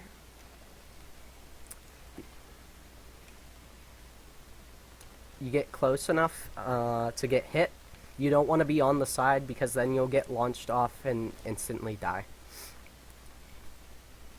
But I like running along this side because you don't have to trip. Just avoid the It is also possible to avoid getting hit by the cat, but it's difficult and rare. You have to do some real dupes for that. And avoid the dart there as well. The other common ways you can get down: space out your double jump, get down here, or here, let me get back up so I can show this. Or some people will come down over here and land on top of this light, because you don't have to space out your jump as much. Pretty much, when I'm talking about spacing out your jumps, after Remy's been airborne long enough without an action, or without having jumped, he'll enter this falling animation that can't be interrupted, and he'll take a bunch of fall damage. The idea is that you're going to be preventing that by pretty much jumping in mid-air whenever you're close enough to a surface to not be taking damage. So then from here you jump down to here, and then jump down to here. Okay, let me see if I can show the other way. Yeah, okay. This is the way I do. Come down here, here. Then you can either run around this way and come up, hit the cutscene there, or just use the motorcycle, or there's a... oh wait. There's also a Ratatorial in the other corner that you can use to get there. So here's where minigames sometimes start to be affected by difficulty. Each of these bulbs you need to do 3. Each of these bulbs on the left you need to match up with ones on the right 3 times. And they'll give you a sequence of button presses corresponding to ones on your controller. And they tend to be slightly longer on hard mode, so like slightly more inputs. And you have a shorter timer to do them with. But just get through those quickly. I mean, just do the inputs quickly without necessarily messing them up. There is a bit of luck to that mini game, but you just have to kind of play with it. Now for this, like, play around it. Now for the rope mini games, you're going to want to aim for a perfect pull, where you hit where those two arrows are up top, and then straight in the middle between those two green zones. It's really hard to get. If you do miss it, you'll get an excellent, though. We've only recently found it, but pretty much you want to get as much of the charge as you can. A perfect pull fills the meter entirely, but it's much better to go for quality pulls instead of just a bunch of really small ones. These just be sure to hit first try, otherwise you have to wait through like a 5-second cutscene.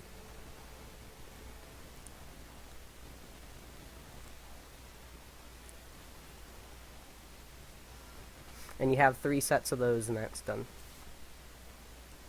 And now we have our chase sequences, which also gave me a lot of trouble casually, but you'll soon, once you know the level, they kind of just become auto-scrollers. So first things first, hold down and not up when one of these is coming, otherwise you'll die instantly. And a lot of this is just running down and then jumping and turning slightly when you need to. The main thing to just focus on is going through these without dying, similar to the slides. But for these, watch out for these pits here are instant deaths, I think. Watch out for those boxes, and watch out for spaces between motorcycles and benches here is the main thing. And listen for that running water sound to be able to jump over those. So that sticky shit will get you killed. Because you'll slow down. Oh wait, here, actually, let me show something.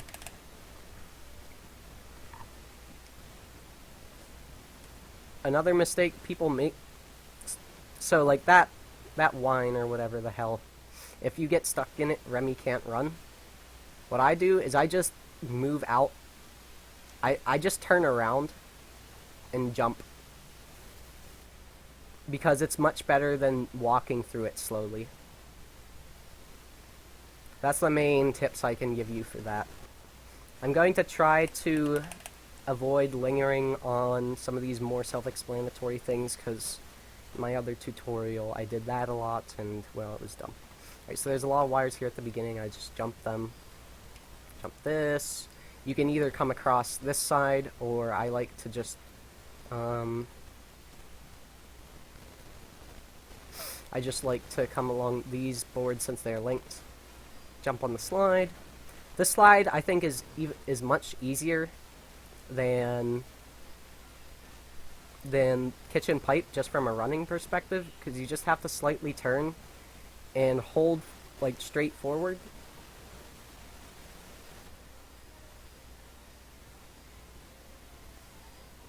Sometimes you do oh yeah, that you don't even have to jump if you're moving fast enough.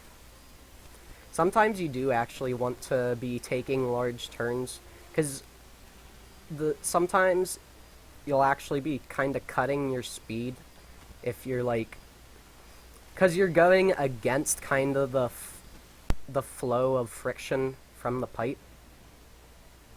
And you can pick up speed kind of just going left and right a little bit. I also tend to try to jump these preemptively, since the space is so simple. And just hold left at the end there. And it did not get mattressless. Darn. I'll be able to show it one of these days. Or one of these slides. Okay, home stink home. Again, after City of Lights, you'll now have the gate open up. We are looking to possibly skip that gate, but we don't have a way to get out of bounds for it. Alright, so the game actually just spawns you facing this way. Instead of turning and accidentally collecting that light bulb, I just run off. But you can just go that way too. You can trip on this. I just jump across this and come up on these boxes. Or on this box. Now we have these pegs. You can skip the first one just by double jumping over. And you don't even have to grab the second one, you'll actually, or the last one, you'll just land here. That's true coming back as well. Let me show also, I have a little backup strat I actually made almost accidentally. If you do end up falling into the water or like missing this, if you hold left, you can get caught on one of these little like broken bits of pipe connectors and then jump up there from a boost jump or just normally. And there's a lot of pipe to, there's a lot there. Like pretty much you'll only fall off if you pull back. But you can just jump off of it after you pull back. So just cling towards the wall, I guess. Also, when using these, don't like shift directions because you'll already be facing the direction you want to go when you grab these. So just do that. You can run onto this. You can single jump this, but it's hard. Anyways, you come across these like logs of pipes or whatever. There's a slippery surface here. Run across it and double jump down, and you'll get to the center really quickly, as opposed to having to run across all of this. And that. Alright, so now for entering Little Chef Big Kitchen, there's two main things you can do. One is you can come up on here and die, and that will cost you some time. But the other thing you can do, I like to use that, put me up here, then I space out my double jumps. This can has a little bit of hit detection on the top here, and then you can either jump over to this tire or towards this pot, although you're likely to get hit once going towards the pot. So I just jump over, I don't know, especially on hard mode, it's kind of questionable because you want to, there's an upcoming death warp and damage boost, one right after the other. And that doesn't even save that much time. Obviously, damage boost is much more prevalent and viable in medium difficulty and lower. But otherwise, just come across here, jump on this, jump these. You can actually, if you're on the side here, just walk up this and then go into here. Anyways. Okay, now for Little Chef. Little Chef also has a lot of neat tricks to it. Be careful not to just fall into here. Although if you do, there is this little bit of board here you can land on. And if you feel uncomfortable with how low of health you have, you can take a quick death here. Deaths always refill your health. Nice board. Alright, anyways.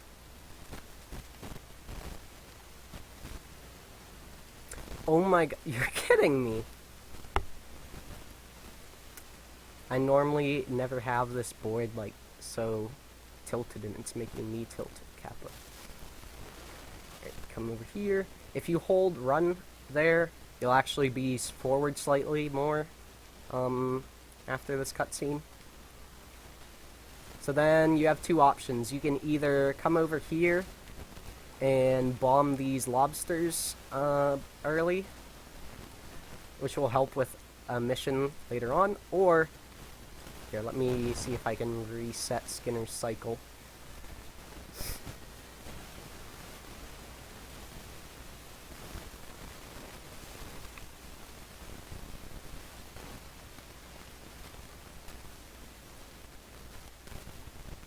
Keep close to these bags, and he might catch you, or he might briefly spot you, but he'll rarely catch you doing that. And then just go around that station, jump up here, come up here, and talk to Twitch. Now the game wants you to go all around, like the entire top of the restaurant to get over to the sink thing. There's a way that we can just get up there much quicker. So just run off that table, come over here. You can double jump up here. If you feel you need a little help in height, you can jump on one of these, come up here. And so the idea for this skip is you're going to jump on this spigot and kinda, you're going to be near the edge of, see that like switch up there? That's what we're trying to get to. You can technically make the jump, but it's really hard. So the idea is you're going to jump like on the highest point of the spigot, which is near the center, and then do one of those turnaround kind of jumps to slide along the edge. Watch out that you don't jump into those bottles of wine up there, because then you won't get the checkpoint. You want to be aiming more towards the actual area where the switch is. Two main setups I see, or three I guess, is come over and turn the camera and then like land here and then do that. And you saw there I actually almost had Remy's feet surpass the ledge. Or you can jump on this dish. But what I like to do, because I don't really have to stop and think about it, is I just come to here where the sink starts, hold upright, slightly.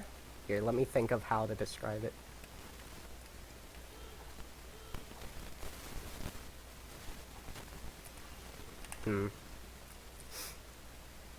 Anyways, here's the result. You'll spawn up here. If you did it right. The fastest way to take death is get right under the sink, because then you'll just interact with the water more. That's also why it can be good to have lower health coming from home stink home. Let me see if I can, yeah, there's proof that you can make the jump without a death warp, and that saves like 5 to 8 seconds or something like that. Anyways, from here, you can space out your jumps to land down there, but you can also just, like, land on the lower portion where the sink was, and then run off. Often the waiter will be around here on the left. So, for its consistency, just take the right side. Or if the waiter isn't here, just take the left. Run over to this box, and you'll have to do mini games.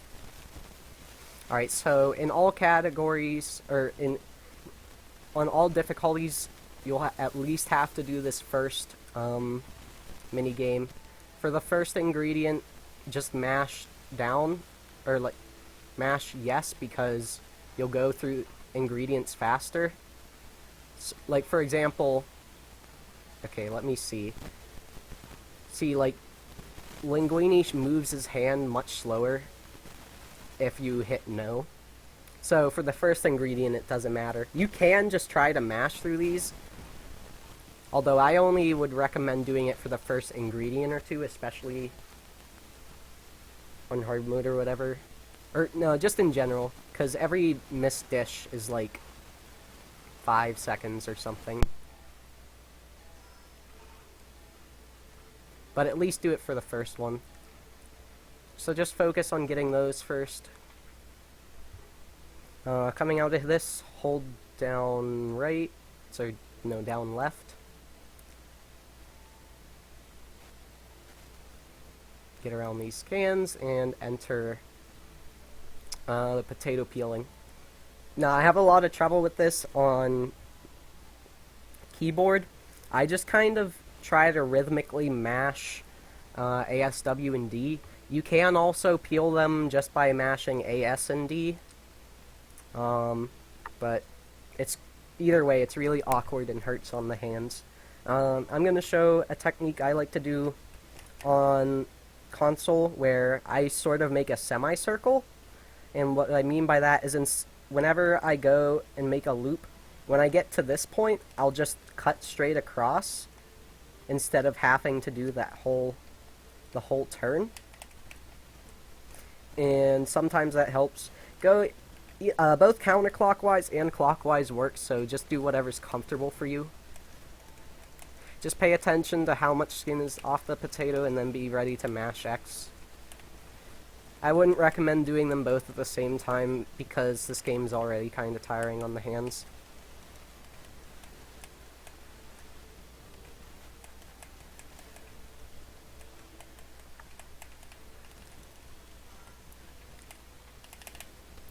Alrighty.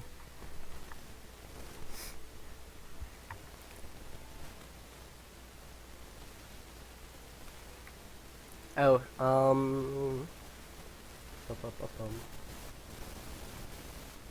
just so you know, there isn't a way to turn off saving in PC, but it makes up for it with the loads. Right, so anyways, after this, you come over here, and he tells you to set up, he wants to get a rope on this door knob. And you can't activate it from the bottom. So there's a few different ways we can go about doing this. So the game wants you to like go around two different stations. I'm gonna show like 4 different ways you can go about skipping this instead of having to go up on the broom on that one. So this is probably the hardest one. This little dolly here, or whatever these are called. If you, shit. Skinner with his crazy explanations. Alright. And that's a reason I don't like this, because Skinner's often going to catch you. Hold up until you see Remy start to actually move forward, and you'll get on this little ledge. Then just jump around here. Shit.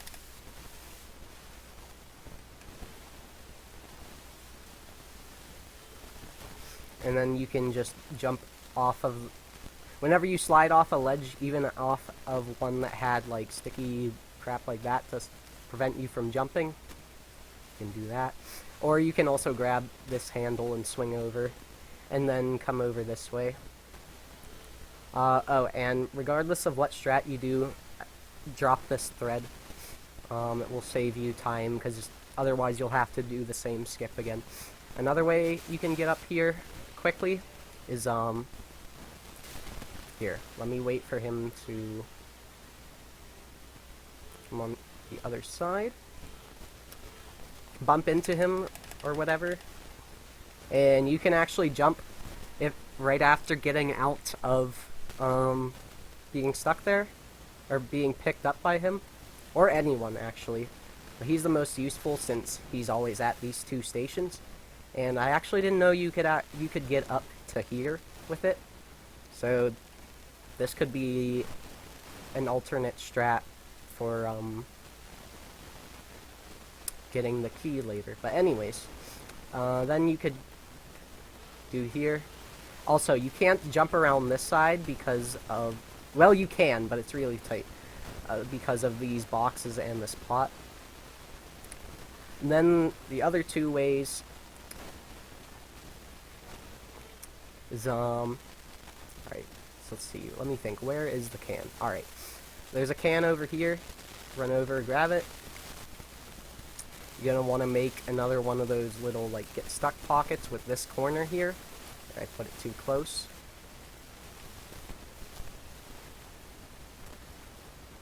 Jump up to this box, come over, get the string down, and then go over to that Ratatorial. But the simplest way and fastest way is to come over down here. Okay, let me actually see if I can reset this to its cycle. Oh, I spawn over here. That's dumb. jump over here, and then jump back, and then diagonally right into his, like his hip. Sometimes his arm can hit you, but it's kind of rare. Also, watch out, because, at the beginning of his cycle, there's a part where he, like, moves over to the right, like that, and then moves back. But anyways, that's what you want to do, and then you'd come up over here. Try to avoid getting caught when going over to the Ratatorial. If you get caught, it doesn't matter, just let him catch you and get out quickly. Then go on this wire. Just jump onto it because you can lose a lot of time if you fall. Whatever. Then either around this corner or even sooner, you can just jump off and then land on the doorknob. And mash. And alright. Now for more mini games. So there's a new strat recently found where you can actually skip part of the key quest. So there's a rat over here that you're supposed to go around this way and talk to, and this is why killing the lobsters earlier is now viable as well. So there's this little bag here. You won't be able to do it if you destroyed this, but every other like cutscene trigger, the game deloads except for this one because it's crowded and surrounded by a bunch of shit. But if you just walk over it that way, you can actually activate it during the minigames and clone Remy even. See? I just cloned Rem. Good stuff.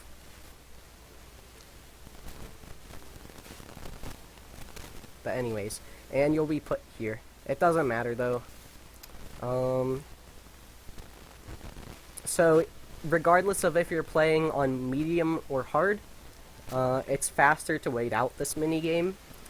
The reason being, on medium, for the third minigame, you'll only have to do these 3 cooking stations, but with a much longer timer. So you'll be saving like 30 seconds that way.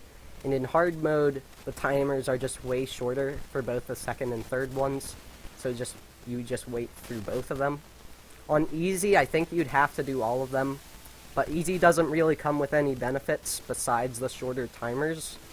Or the longer timers, I guess, for minigames. But that shouldn't matter, because they're minigames. So this you can just wait through. On the next minigame, I will show some cool spots you can mess around with.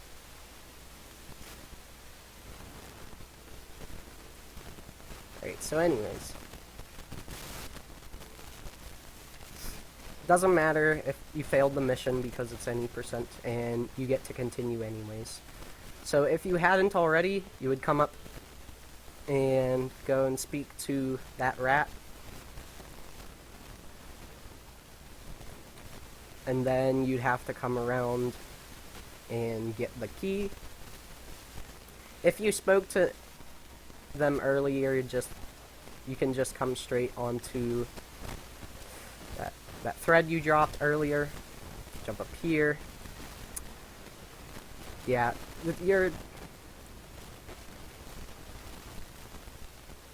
I forget why. Yeah, the game wants you to go around to this side cooking station to get up top here with a Ratatorial on the freezer there. But you can very easily just double jump from here onto the top of here, and then again up onto the top of the cooking station. Get on this pipe, grab the umbrella, go over towards here, and you can actually just mash interact. You don't actually have to see the tailspin, but make sure the key drops before you jump off. Then you can either space out your double jump, or I guess jump onto this box and then back down. Oh, okay, you'd still have to space out your double jump coming off that box. But anyways, get the key, Oh, also, corners stick out. A lot of corners and walls stick out much further than they appear. So be aware of that when traveling so that you don't bonk. So at this point, take the key up here. If you hadn't already, bomb these lobsters. You have to wait until that ring is mostly gone to pick them up again. You can walk over those plates around the corner, saves like a second each time you do it. And come back and get the key. Sometimes it can be annoying. Just be sure not to drop it, because then you'll have to go pick it up again and whatnot. And that's the key to success mission. Then just run off here, buy this box, and mini games. So here on medium difficulty, as you see, it's asking us to do the same cooking stations that we had last time. If you are going to, I like to start with the salad, and then you can either cut across to the cake this way, or to the soup that way. It doesn't matter because you won't have to do the potatoes. But a couple nice little meme spots for your enjoyment. You can bother the sous chef. Just walk where he will. He can sometimes actually almost push you onto the counter. Just dumb shit you can do while you're waiting. And that bag, obviously, is a thing. You can walk up on these boxes with the dolly here. You can also bump into Skinner, but watch out, because he can also push you into the soup over here. And that will burn.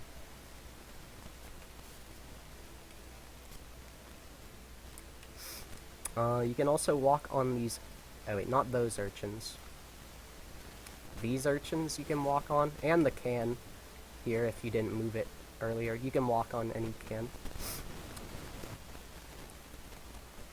You can walk into this corner and get stuck, kind of. Just bump up and down.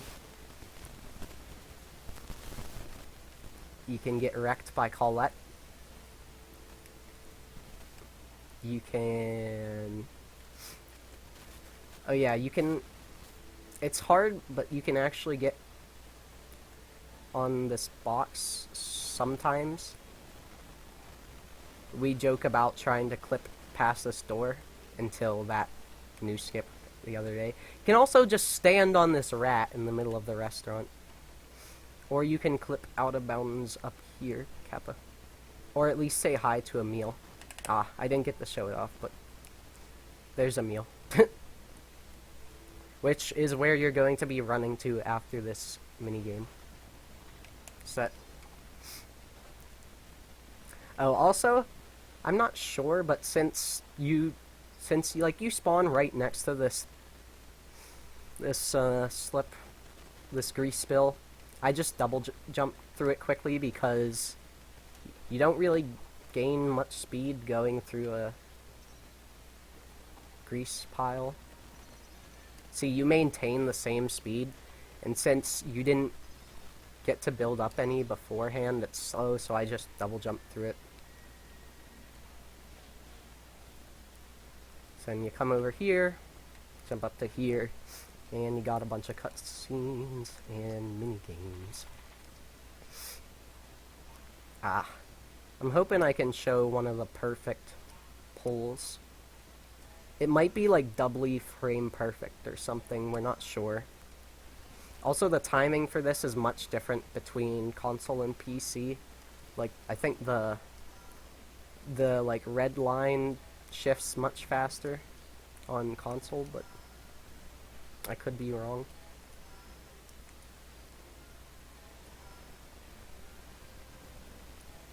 I haven't played on console in a while, so excuse me for that. The shortest you can make without perfect is, I think, 4 excellence. Now for quick scopes. Here, some people just try to look for the object that there's only 3 of, but sometimes they'll spawn in 3 things, so I look for like the flashing food. And also, we'll look at the bottom sometimes to see the silhouette of the next item while I'm waiting for the third object to be shot down. Also, sometimes, let me see if I can show it off. Okay, well, if you shoot an object higher up, there's a chance that it can block a shot to one on a lower shelf.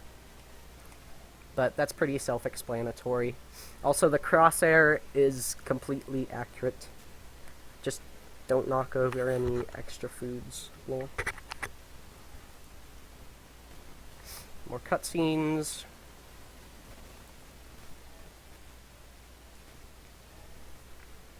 This one can be this is same as the City of Lights one, but even tighter. Like, you have less than a second, I think, for each of these button presses. Obviously, your time left for the minigames is not going to be this close. I just spent extra time speaking, and I'm on hard mode. You'd still have half a timer. Now for the best cutscene in the game.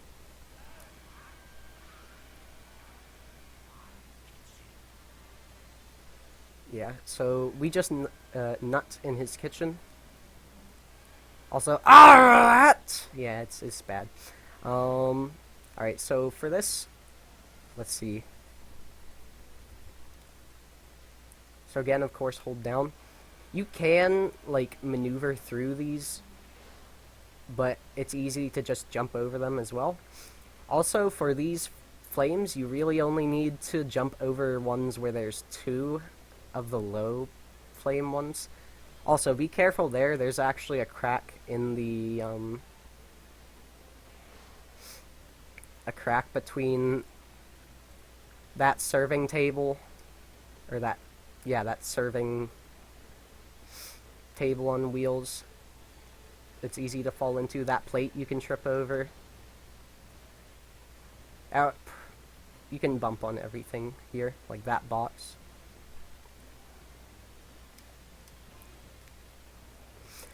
Then when it comes to these high ones, just jump over the short ones. You can't jump over the tall flames.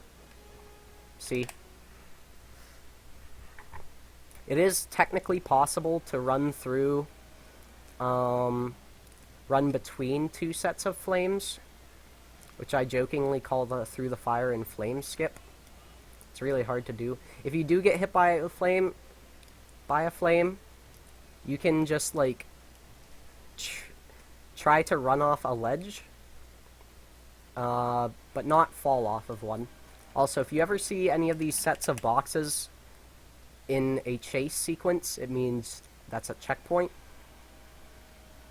because the human can't spot you. So you're safe there. Or try to bonk into something. But try to do it quick, because you don't want Skinner or whoever to catch up with you.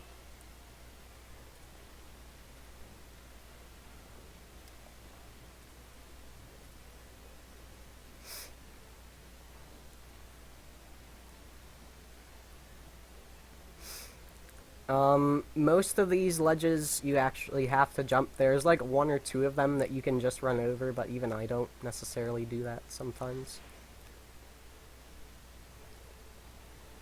You can kinda look at some of the more minute time saves like that on your own, or just ask me when you become more well acquainted with the game. Now, underground fun. This and Slide of Your Life are easily two of the more time-consuming and difficult slides in the game. I'll go over just some of the main spots I tend to die on. Also, you can just run over this. You don't have to jump that. So there's a lot of gates here you kind of have to jump. And in fact, I just will jump quickly from left to right. Alright, so there's two strats you can do here. This is the new one that I found. Shit. Alright, so if you hit that rock or die, you can spawn here, and then hold up right and forward, and you can actually land on that. Normally you're just voided out of bounds, but just because of, I guess how you were connected, or like, not connected, but how you were on the slide prior,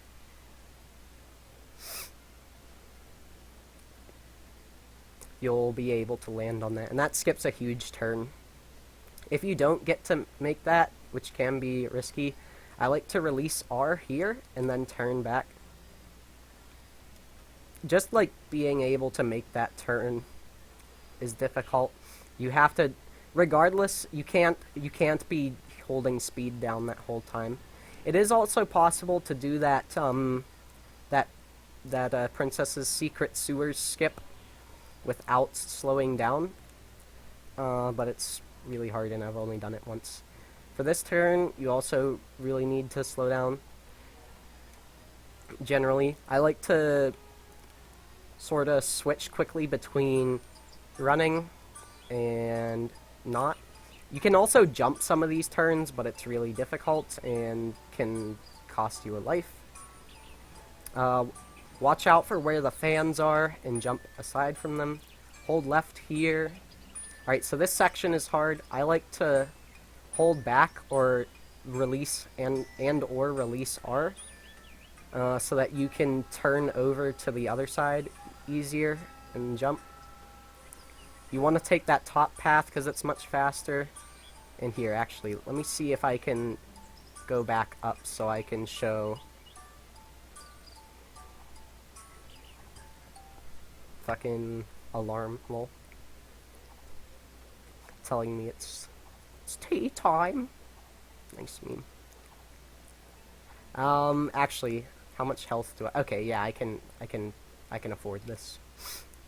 I didn't want to have to go through the whole slide again. Another thing you can do, I won't be able to build up the speed to show it off, but you can look. Shit. I guess I'll get to show it off now. But you can rapidly jump from the left to the right. It's really weird. But just to show off what the slide would look like now.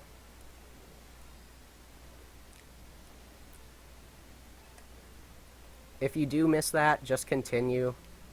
I don't think it's worth, because you're already going to be at a low health if you die and try for it. Watch out for the fans. See, because then you'll just instantly lose all of your momentum.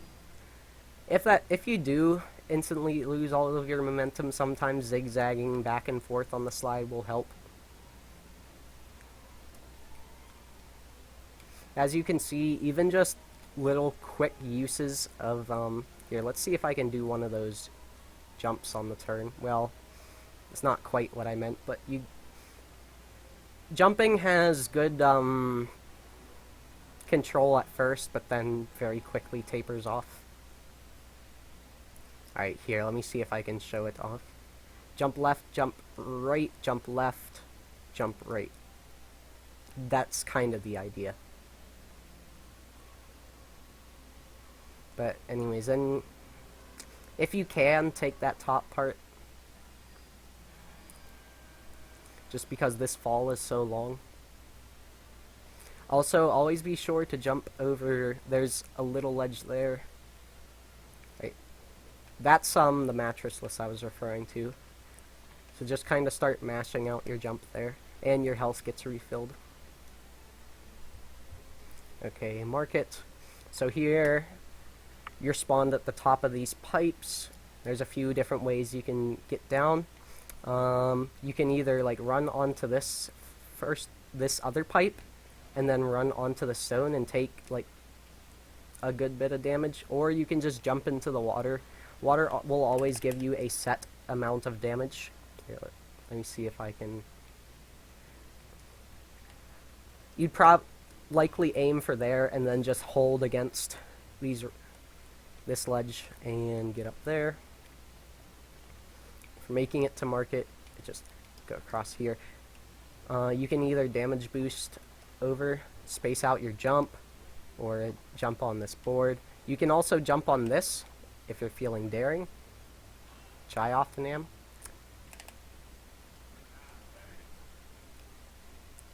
Alright, so market has a lot of just backtracking and going around back and... well, that would be redundant. But just going around this just one main street path with a couple skips intermixed. So knowing where you can trip helps a lot here. So first things first, getting down to the ground, can like come down there.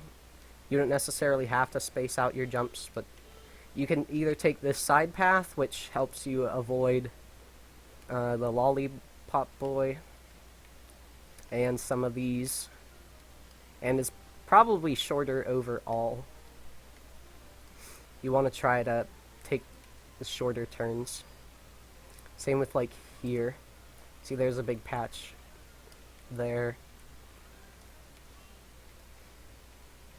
And then here you want to come on the right side because it's a tighter turn. There is technically an out of bounds you can do here. I'll try it like once or twice. It's extremely reset inducing and definitely not commendable or recommendable words. Ugh. But what you would do is come up here and you'd aim for that corner and get one of those boost jumps and then be able to jump across instead of going around this whole loop. But you lose half of your health every damn time you do it and fail, and it's extremely inconsistent, so no one has really done it in runs yet, but just something to keep in mind. So you can either come this way, or there's a secret path here. I usually just go this way. You can also come around this way or this way, doesn't really matter. There's a bunch of bumps on that side, so I just like to go around them, or you can just jump them. This grease spill here you can use to jump towards this. Alright, so now here, just a bit of item management. So you got these crabs that are going to want to try and take the battery you're supposed to get. But crabs will actually move the way you're facing with the item they pick up. So like here, if this one takes it, he's going to go straight up by where that little metal door is that the battery is in. So you can use that like I did for the first one to actually get a double kill, which you just kill two crabs with one swing of the spoon. There may be a way to get around the crabs without having to kill them, but you'd probably have to go a decent bit out of your way. We still should look into that. But anyways, you can do that to sort of manipulate where the crabs will go, then run up to them, but no, you can bonk into them, so stop before them and then spin to make them drop the thing. Also, you only have to hit them once. You don't have to hit them while they're down like some people think. Then spin on this, just fall into here, grab the battery, and walk it over to Twitch in a straight-ish line, if you can.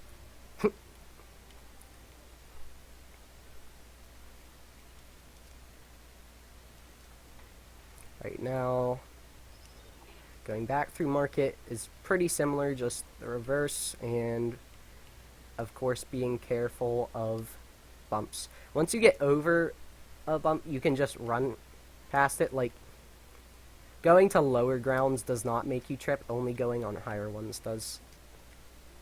But there, like, I ran on a lower ground and then a higher ground, so anyways, you get the idea.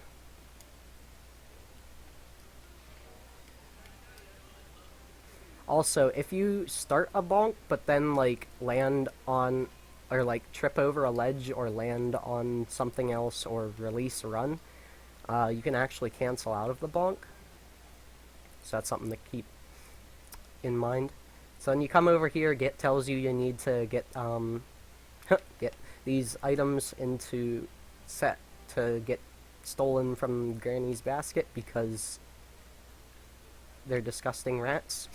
So normally for this first ham leg, you're supposed to like go around. Here, let me show you. So supposed to go around, take that slide, and do all of this crap, but that's really dumb and slow. So there are like a few main different ways to just get over to the counter, and then I'll show the main skip that you'll need to learn to make any of these useful. So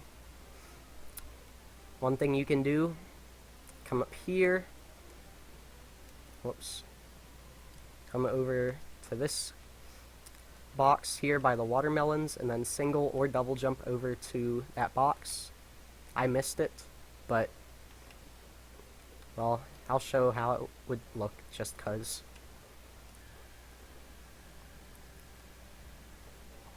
And then you jump onto the counter. So these are all just going to be different ways to get onto the counter. Although I don't really care for it, there is a way to like just jump up this repetitively.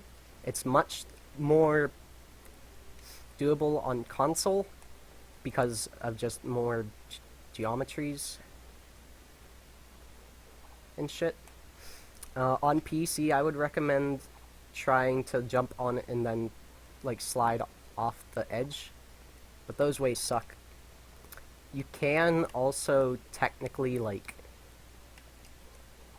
get up there from that jar, but I think the easiest way now, and probably fastest, is there's this box that has a corner here. Just jump on that and get on that. There is a way using the sign and this board that you can make it up in just one double jump.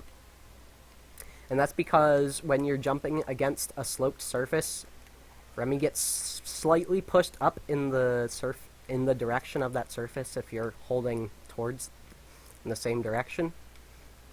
So anyways, those are all viable ways to get up here. Now, to avoid having to go across this entire like wire thing with the slide, you're gonna want to precariously position Remy on top of the edge of this broom. This isn't one of the edges that you can just like automatically land on. So you'll just kind of have to watch Remy's shadow and line it up so that you land on that little square. Then you're going to look at the wire, jump forward and up. Mainly just, well, you can't do it just doing straight up, but if you go too far, you might miss the dip down in the wire. So I think I just hold forward for like maybe the first jump or something. Or maybe I just hold forward the whole time. Or just hold forward during my second jump. I don't know. But you pretty much just reach that rope from down below. Then just walk over this. Single jump off this, but try not to take damage. Run down here, or jump down, whichever. Now normally for this muffin, you can come up, you just come up through here and go around. 2 skips you can do for it. The first time you're coming through this region, you can drop this thread and then come up here whenever it's time to go get the muffin. Like when you're going to see Twitch, you would drop this, then jump down and go across. Or the other thing, this is fairly simple. It requires one of those turnaround trips. You're going to want to jump up onto this baguette sort of thing, slide off, double jump, and then turn around to this ledge. Also, you can ledge grab this shelf. I usually recommend not running because Also, you need to be patient because you can't have your first jump hitting the bottom of that shelf. You need to have slid off completely, but not start to fall down. Because if you do just like mash it out, you'll probably land on this box and then have to come up through again. You can do it running. I guess either works. I don't know. It's all in mindset, I guess. But I recommend being higher up on the baguette if you can, because there are kind of like 2 or 3 different ledges. Because there's like one down here, and then there's like one up here. So just jump as far up on that as you can, and then do that. Then just come up here, mash interact to bring that down. Jump down, come over here. Alright, so now there's like a whole different set of ways you can sort of make the fish thing shorter. So the normal way you get up here is just using this sardine and going around like this. But instead, you can just jump in towards this trash bag, and it will push you up.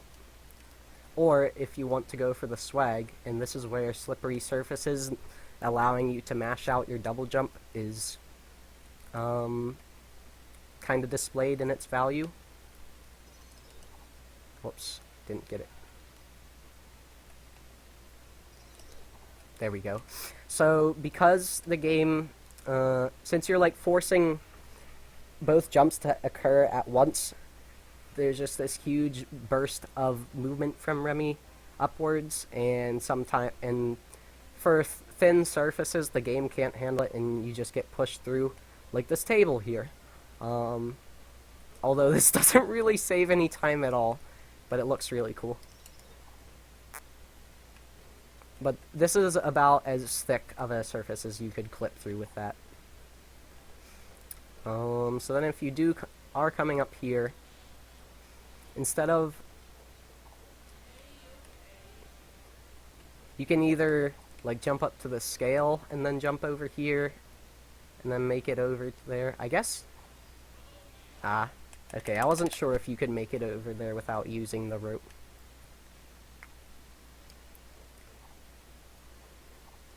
Oops. Damn. I've never actually been pushed over like that.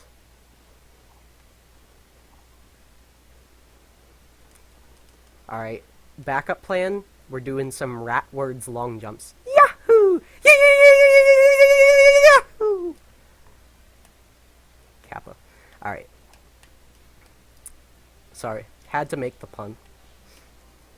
So you can do that, or you can jump on this ledge here, and then jump over to this green box, instead of having to move the can. Or actually, you can just jump over to that. You don't have to jump over to the green box. And then just would go across this like normal.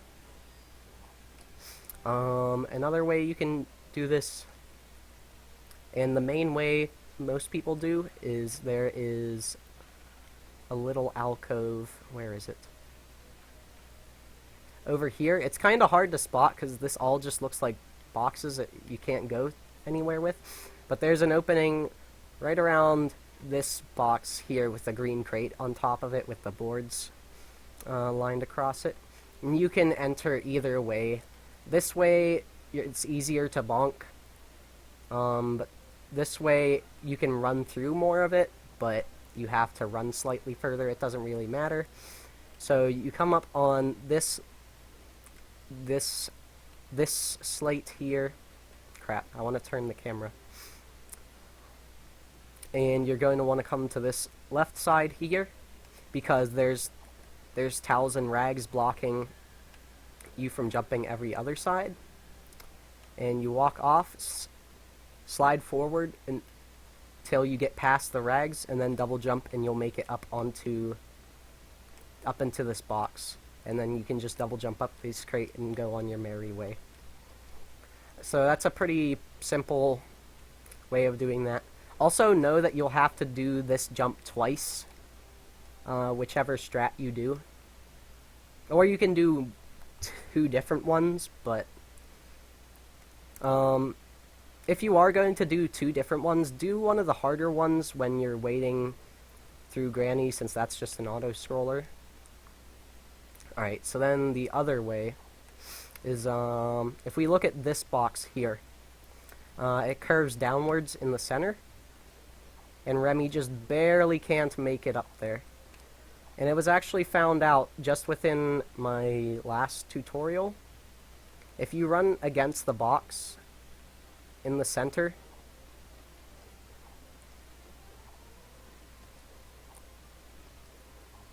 it's really tight and hard.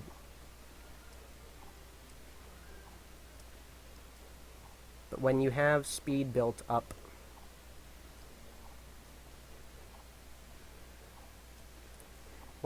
I hopefully want to just show this off once. It's really difficult though.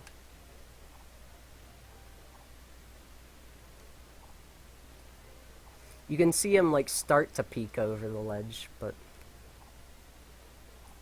yeah, no one does this. Although I suppose in TAS it's theoretically fastest. Rat TAS 2E when.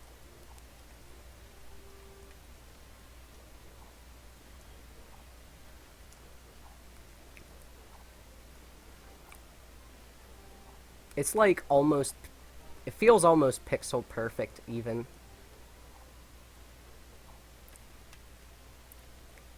Come on, dude.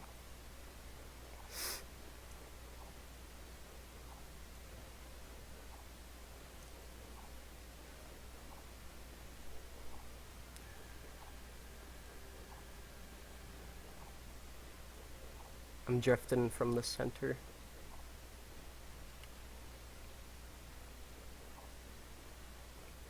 As you can see, this isn't a very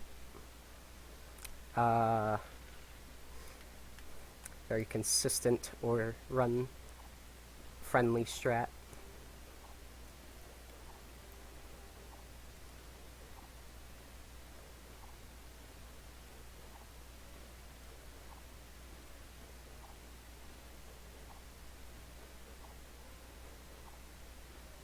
Oh man.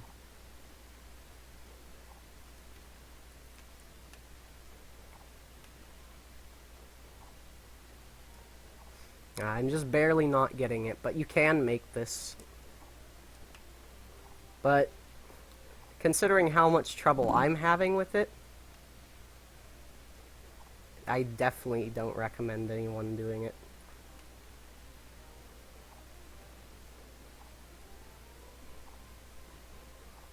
Anyways, you get the idea behind that.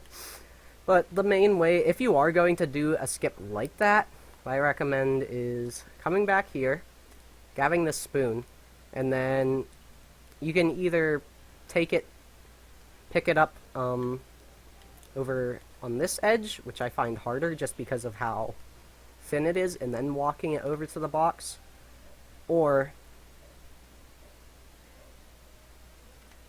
picking it up here and walking it over to the box. Place it down by the ledge, walk onto it, and that couple millimeters will get you the height you need to jump up here. Then you can run across that with relative ease and then just push over this shrimp. Now we just have pretty much an auto scroller. You have to run back through market once more.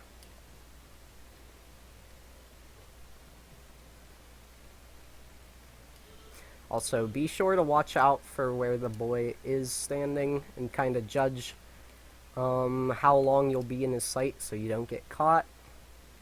Because getting caught by characters also kind of can change where you're placed.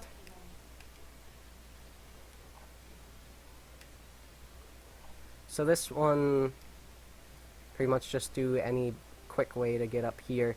This is one of the only ones where you can lose time if you mess something up, because that one Granny actually moves fast for.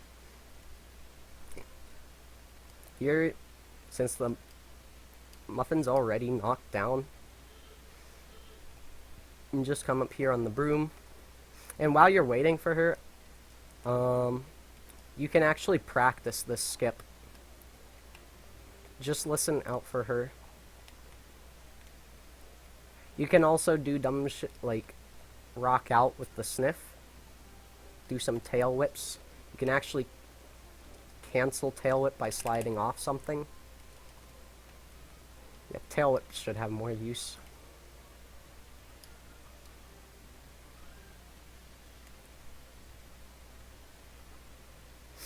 And here you'll see, even if it does take you a couple tries, you can go for this, because you'll have a bunch of extra time waiting for Granny. So you can miss that several times and still be on time, as long as you're here whenever she first reaches the counter is fine. And just be sure to mash tail whip to push the items into the bag. Alright, so then to meet a meal, just come up here, space out your double jumps to reach this box, and run forward and you'll interact with them. Now, mini games. Alright, this is the type of game where after this short circuit mini game is the one where your controls for activating the switches matter on PC.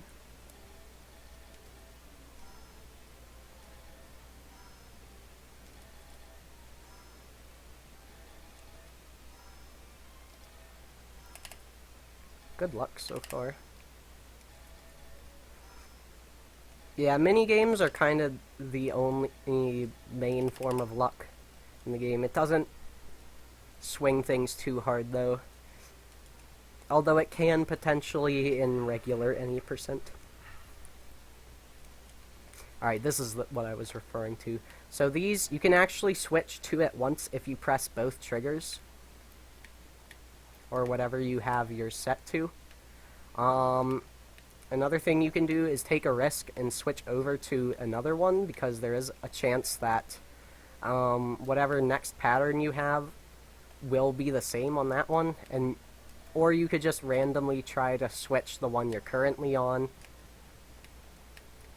But I just stick to whichever one I'm on and go. Like, some people will go all the way to the left and then go back, or go all the way to the right and then go back for each, like, set of things. But you don't want to do that many jumps or switches.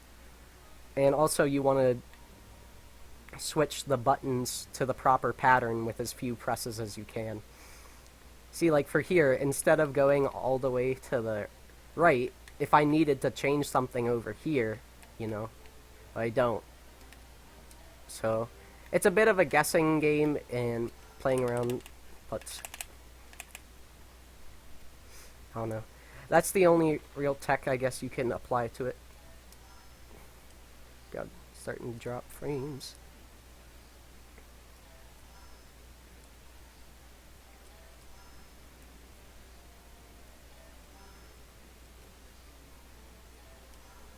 Yeah, it's better to just, even though you can get excellence with slightly less than max charge, it's better to go for it because it gives you a wider range to get it. Alright, this is probably this is the hardest chase in the game in my opinion, because there's just way more stuff to bonk on. Right at the beginning, there's that potato bag you want to go around. These cans, I would just recommend jumping over, because maneuvering them is dumb. This, just double jump because the turn is too long. This you can bonk, this you can bonk. And Granny dives after you there, so be really careful. Okay, so here's the first checkpoint. Most of these boards you can bonk on. Just jump all of the spread because the turns are long and you can bonk on all the bread. These jars and boards you can bonk on. The slippery surface stuff, you can double jump off of, but it kind of loses you control and maybe even speed, so I don't do it anymore. In fact, I don't even jump these. Although you can, just because, to be real, the jump looks cool in comparison.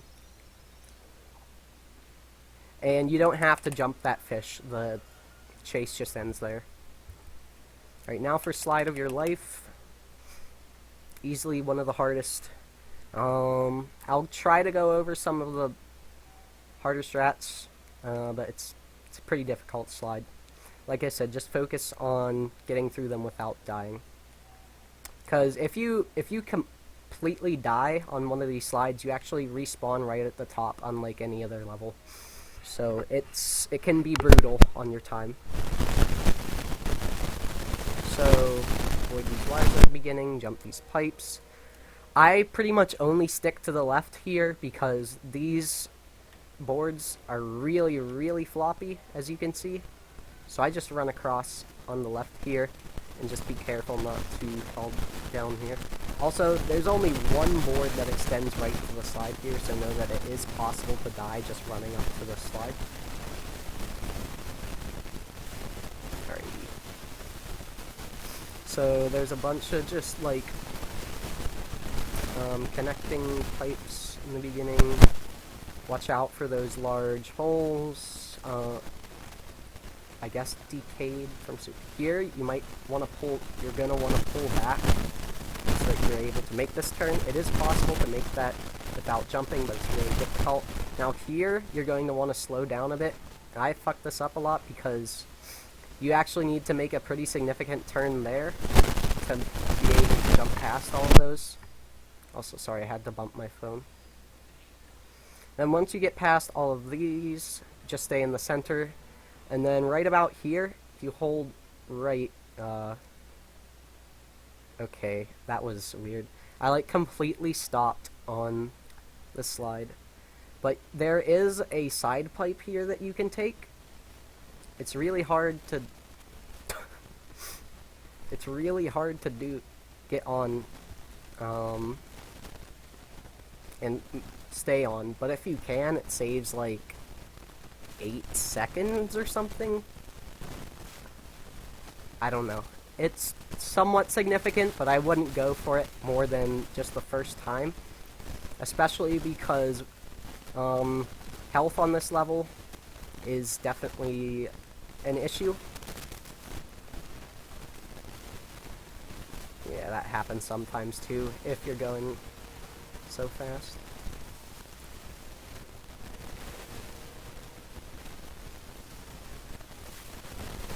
And the only reason that see, that's what happens if you don't get to turn.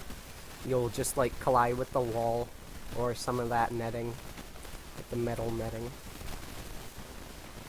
And then that, since you don't get to build up speed there because of having to jump repetitively, you'll go through that section much slower.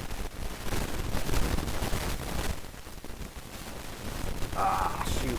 I almost had it.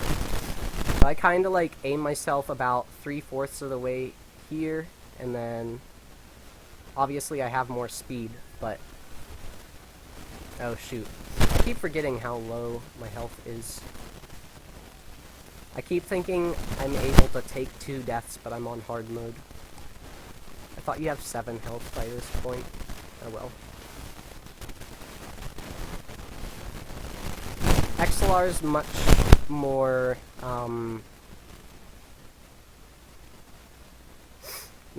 much more learned in making that jump consistently, so, well, both XLR and Crowing.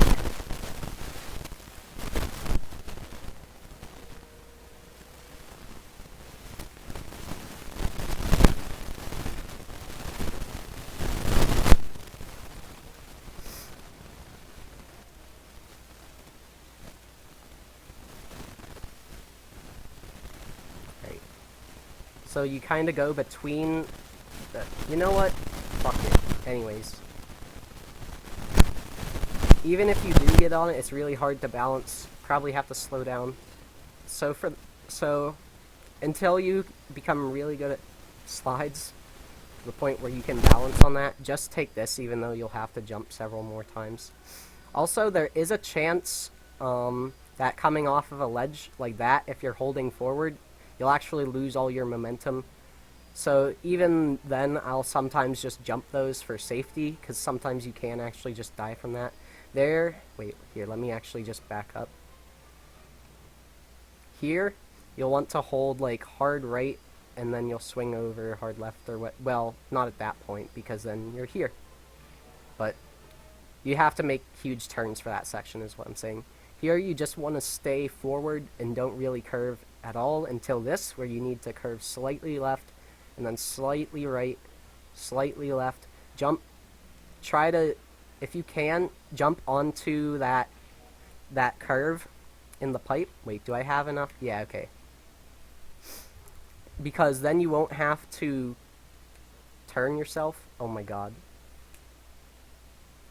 Otherwise, you have to slow down there. Also, very fitting music for the run killer we got here.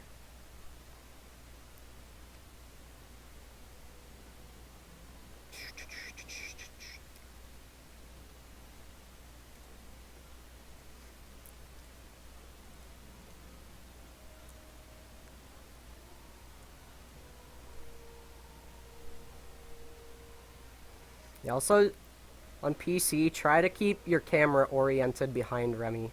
And see, that's what I mean. Even though I did kind of get to turn, I still hit that part of the wall that sticks out, so you lose a bunch of speed that way.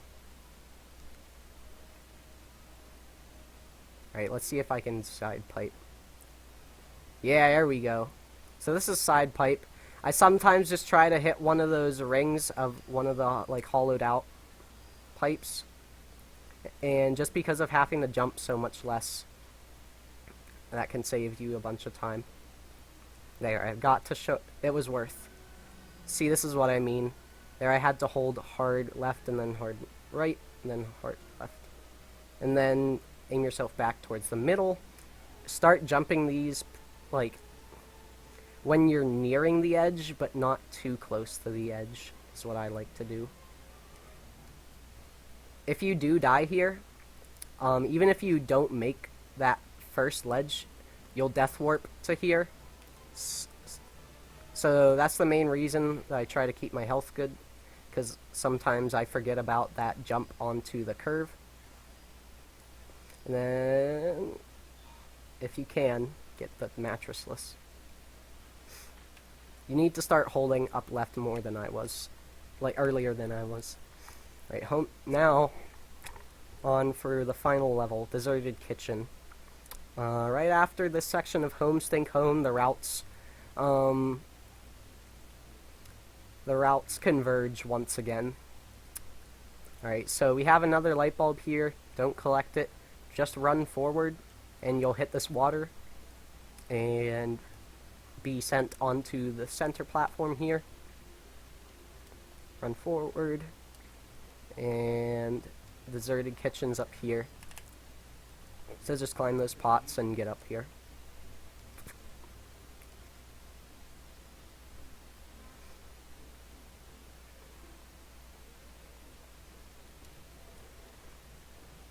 Alrighty. Same thing there with the cutscene. Now for Deserted Kitchen, you don't need to kill any lobsters up there or anything. This is I mean, even though it's a similar layout, it's a completely different level in terms of the missions you need to do. So regardless of if you came from here or up on the windowsill there, you'll run over to this point. If you're coming through here, you can run between those. Avoid these piles of sucrose or whatever will slow you down. So just walk out of them if you enter them. You can run between this.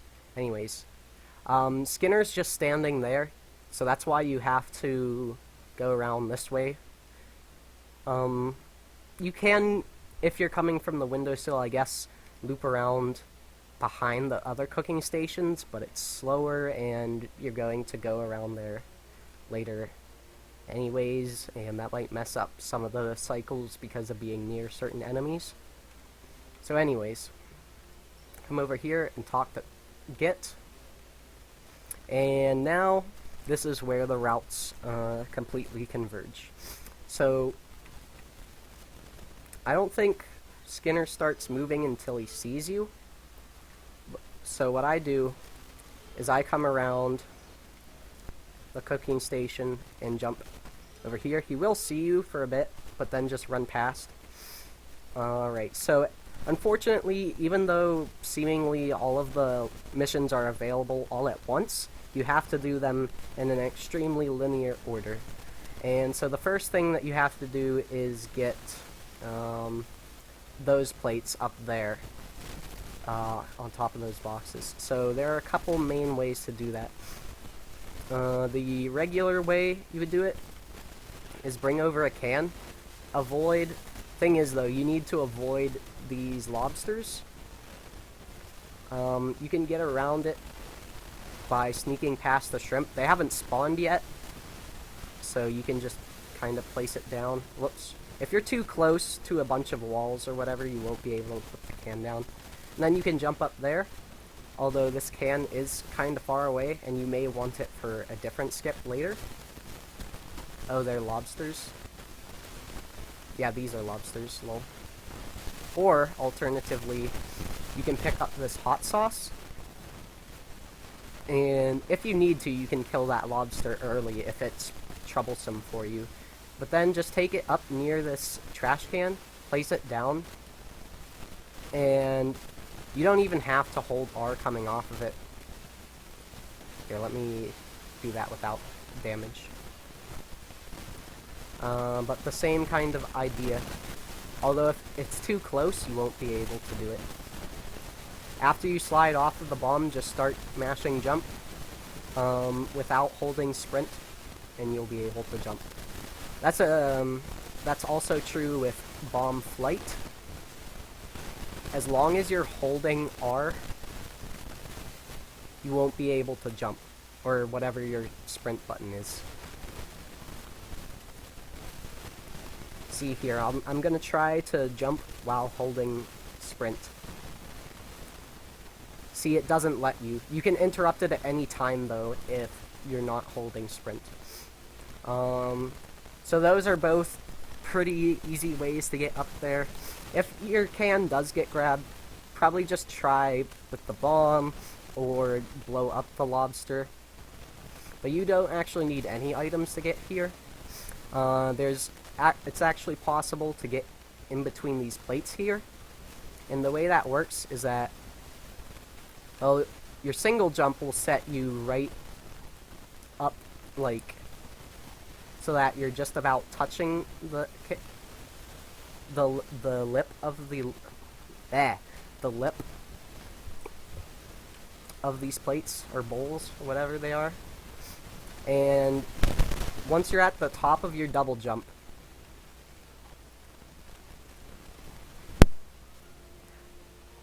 or at the top of your single jump, you do your double jump, and because Remy curls up, you'll actually be able to, like, squeeze him in there, even though normally there isn't enough height for him to stand, because he just has a smaller hitbox, I guess. I tend to aim for the corner, although you can aim for anywhere, I guess, except, no. These plates, I have the most success aiming at the corner or between these two stacks of plates. And having that little bit of delay between jumps helps. Then to help set up, you need to ratwards long jump again, Kappa. Yahoo! So then either from the plates, you can jump over to the trash can, or, oh, I actually didn't know you could do it from the other side. Did I just do that? Oh, well, I did, but But you can slide off the ledge and then come up here. Be careful not to jump into the strainer or this bomb, because then you'll get pushed off and possibly take fall damage or fall into that bucket of shrimp, which you will no likey. Okay, so anyways, once you're up here, there are a few different ways to get across. Oh wait, also, don't jump too far if you jump around the ledge that way, because you'll enter this, like, I don't know, I guess honey, this spilt honey, and then be unable to jump, and you'll be in the lobster's eyesight range and possibly die. If you do end up in it, just back out, wait for the sight to go down.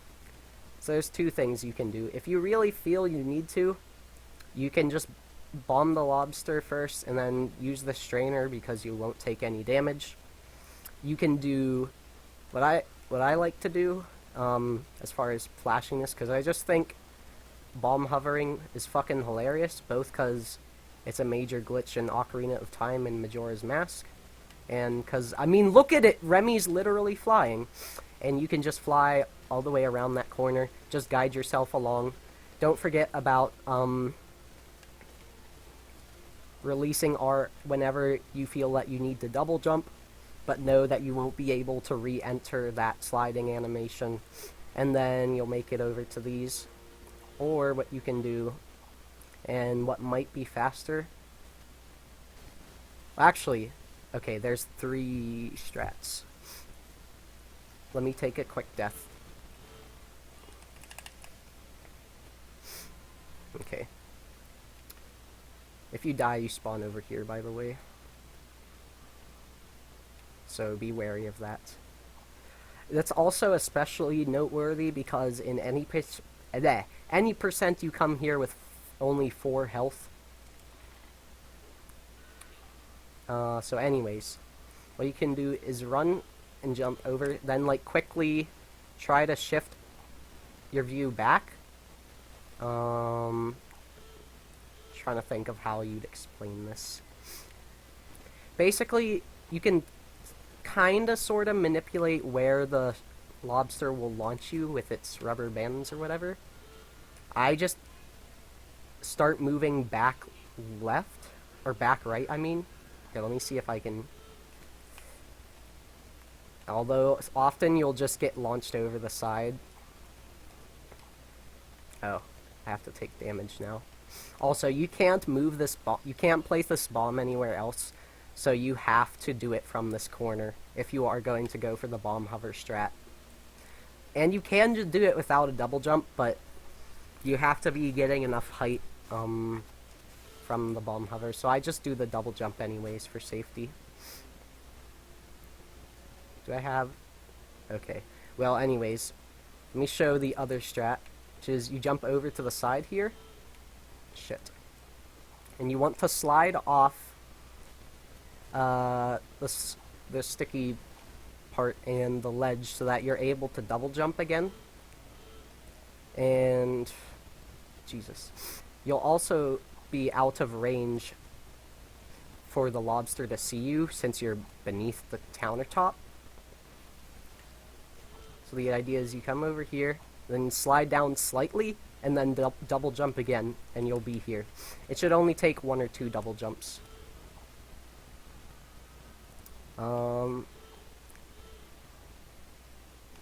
But see, if you're close enough, and then quickly shift to down right, you'll get boosted towards the lobster instead, and then you can just walk over to the plates. Let's see if I can show that off.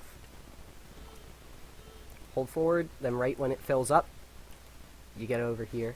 Also, you can't jump around this because if you jump, the lobster will hit you. So just walk over to the rest. You'll be out of range for the lobster to hit you.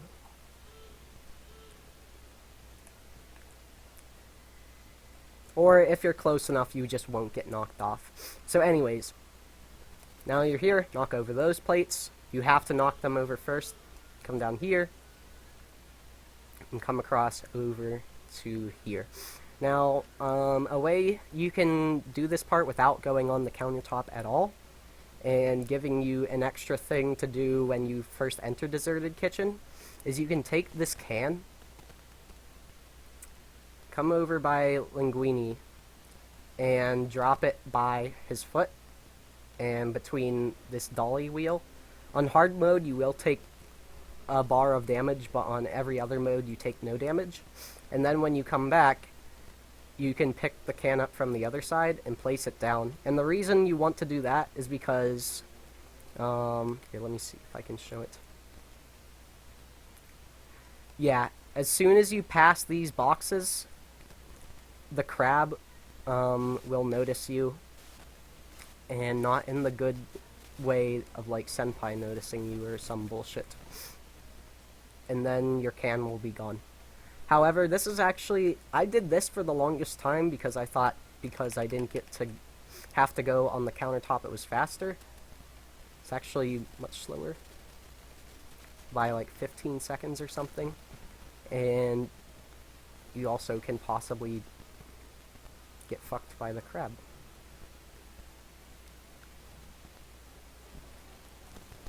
But anyways, the other main way to do this is, well,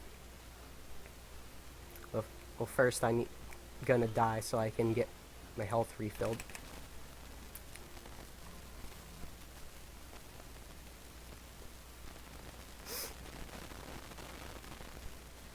Yeah, the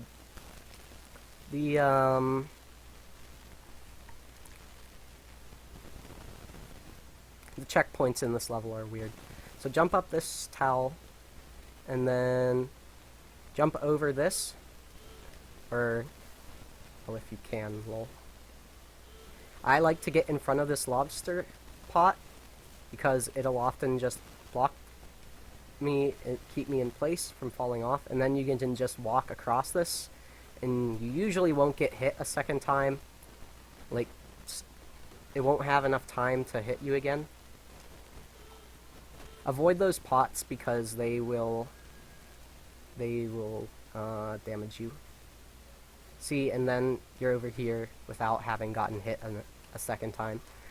But since it's been discovered that the sliding off the ledge thing applies for slippery surface or sticky surfaces as well, if you space out your jumps so that you get more distance as opposed to height, you can slide. Your first jump should get you past the lobster pot there, and then over onto this raisins box. And then you come over here and spin that. Or if you did the can strat, you jump on the can, then get up here, and spin from there. Alright, now for this fucking vacuum. So, unfortunately, there isn't really a way to get around this lobster, so you are going to have to blow it up in order to get a can past it, because the other side has this crab that will take your can if you try to get around the trash can this way.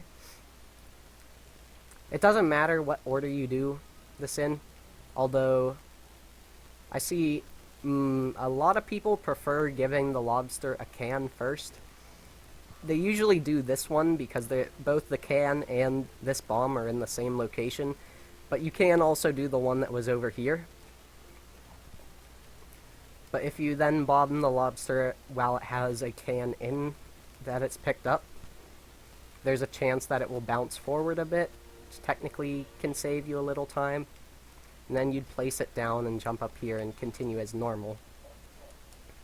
However, oh wait, well actually, just one other quick thing of optimization you can do here, besides dying.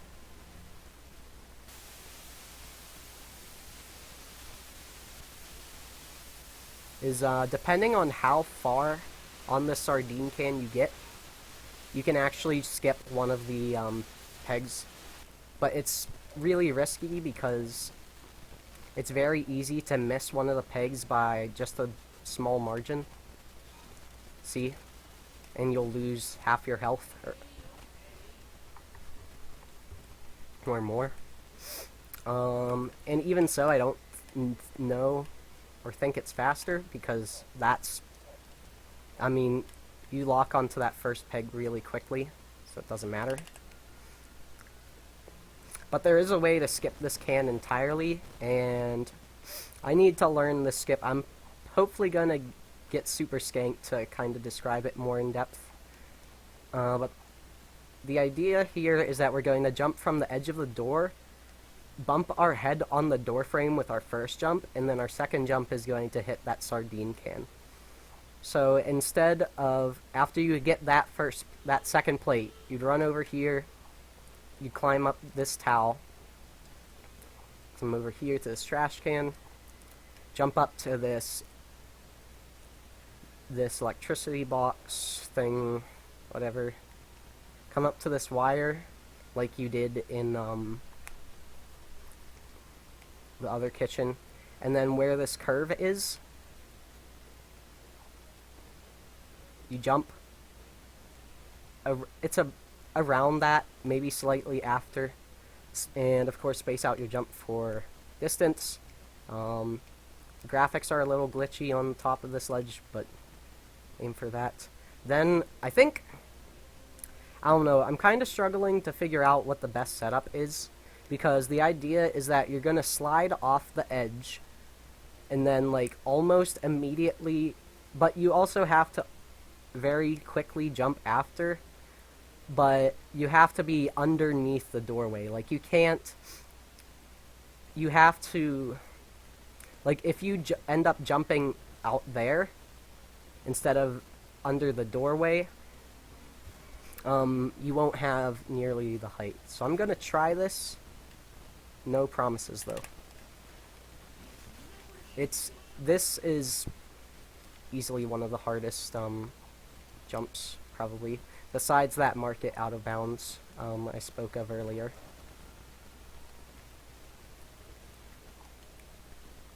It's very easy to miss that ledge too. I don't know if running is better. On console I had the most success being at the corner and then holding like down left or something. But as you can see, the window to actually jump again is rather minuscule.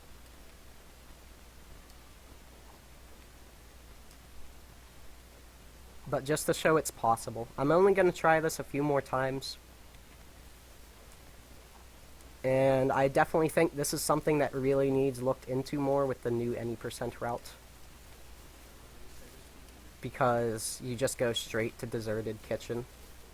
Oh yeah, if you want to be fancy, you can just jump on those cans and then jump around as well.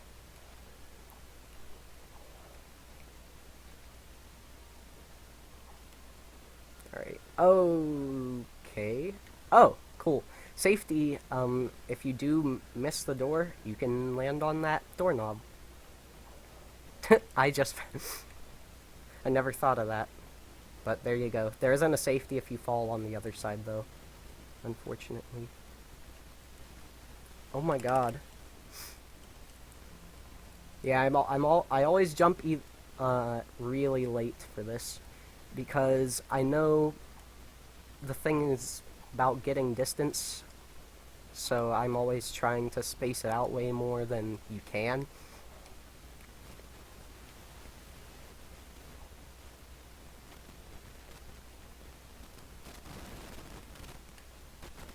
No.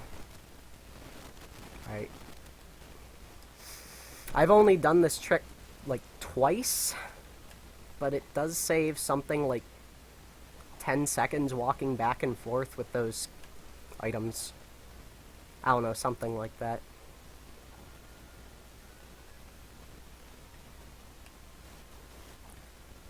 See, if you jump early though, you'll just be in the doorway. Ugh. Alright, I'm gonna try this once more, and if not, I will just reference, I will just pull up Super Skank. He does it in his PB. He's one of the mods. See, that's another reason it's really risky. And on any percent, that would be a death.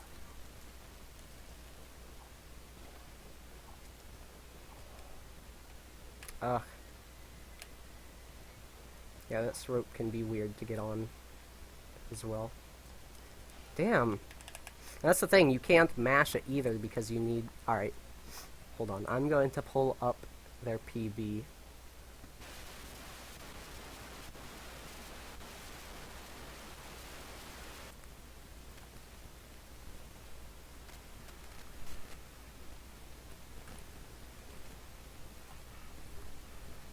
To show it off.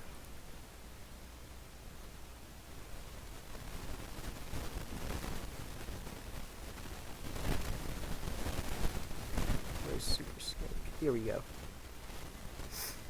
This works on both console and PC, by the way. Yeah. Ouch. You're right. Also, I guess theoretically, you could cut maybe a few text boxes if you run in Japanese, lol.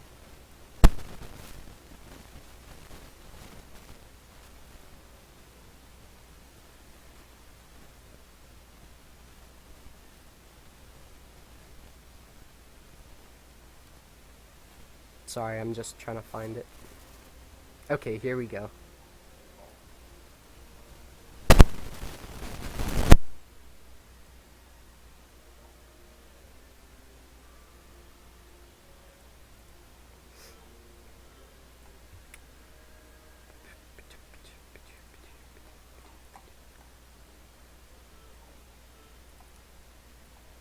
Alright.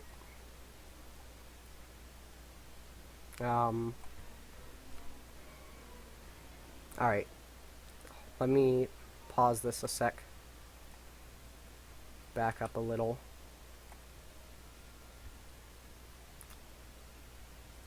And format this to actually look okay in my recording.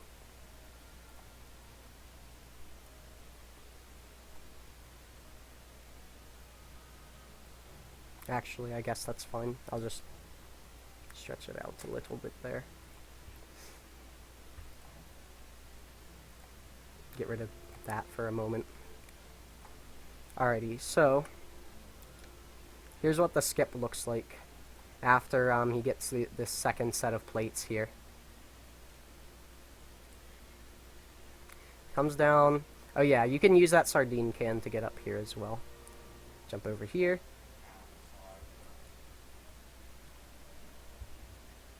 Shifts back over. Jumps after turning the corner. There you go. That's what it's like. Yes. So, I was in around the right spot. You don't want to be right on the corner, as you saw, but near it, because you need space to move forward, but then jump into the door, so that your head bumps the door frame here. So watch. See, your head hits the door frame there, and then your second jump carries you the rest of the distance that you need. That's how that skip works. Although it's incredibly difficult. Alright, so now, for the rest. Wait, what? Huh? I don't remember him being there. So anyways, once you get up here, jump down and you can just slide past the button and activate it. Now here, run forward, and that gets Skinner trapped, so you don't have to worry about him anymore. Then run over to Twitch here, and now you'll have to mess with these shrimp. So on a certain PC version, the shrimp actually will get stuck in the buckets. Here, let me... but you can... It's been found recently that if you pause at certain points when they're charging, like either at the beginning or end of their charge, because that's when they tend to either be sort of clipping the lip of the barrel, or they're airborne for a moment, that will get them out. So that loses like still 10 to 20 seconds overall, but at least makes its part completable. So the route I like to do here, I don't know if I can die and reset this now, but I come over here and you can just stand and bait the shrimp. Then if you turn that corner instead of going the long ways, the shrimp will charge right at you instead of ending up, because if you go around this corner, it will actually charge back here. Then you have to wait a bunch. But anyways, then you get this one. Usually that will be hit by one from this bag, or sometimes, depending on your cycle, a shrimp from this bag will charge over here, and then get this one for you in the process. See? Like that. So watch out for, potentially a shrimp could sneak up from behind you there to hit that. If not, then just get one from this bucket. Then you can come up here, or you can use the towel, whichever you prefer. Bomb this lobster, grab the spoon, destroy that trap, come down here.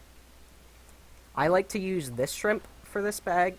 Reason being is because this one's further and is kind of harder to bait over, because you have to be over on this end, and that shrimp can get you, or that shrimp can get this trap, and then the shrimp from this bag will get you, or that bin.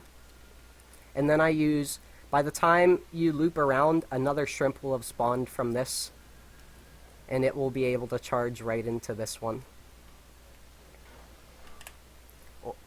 Obviously, that's not what happened there, but that's what would happen.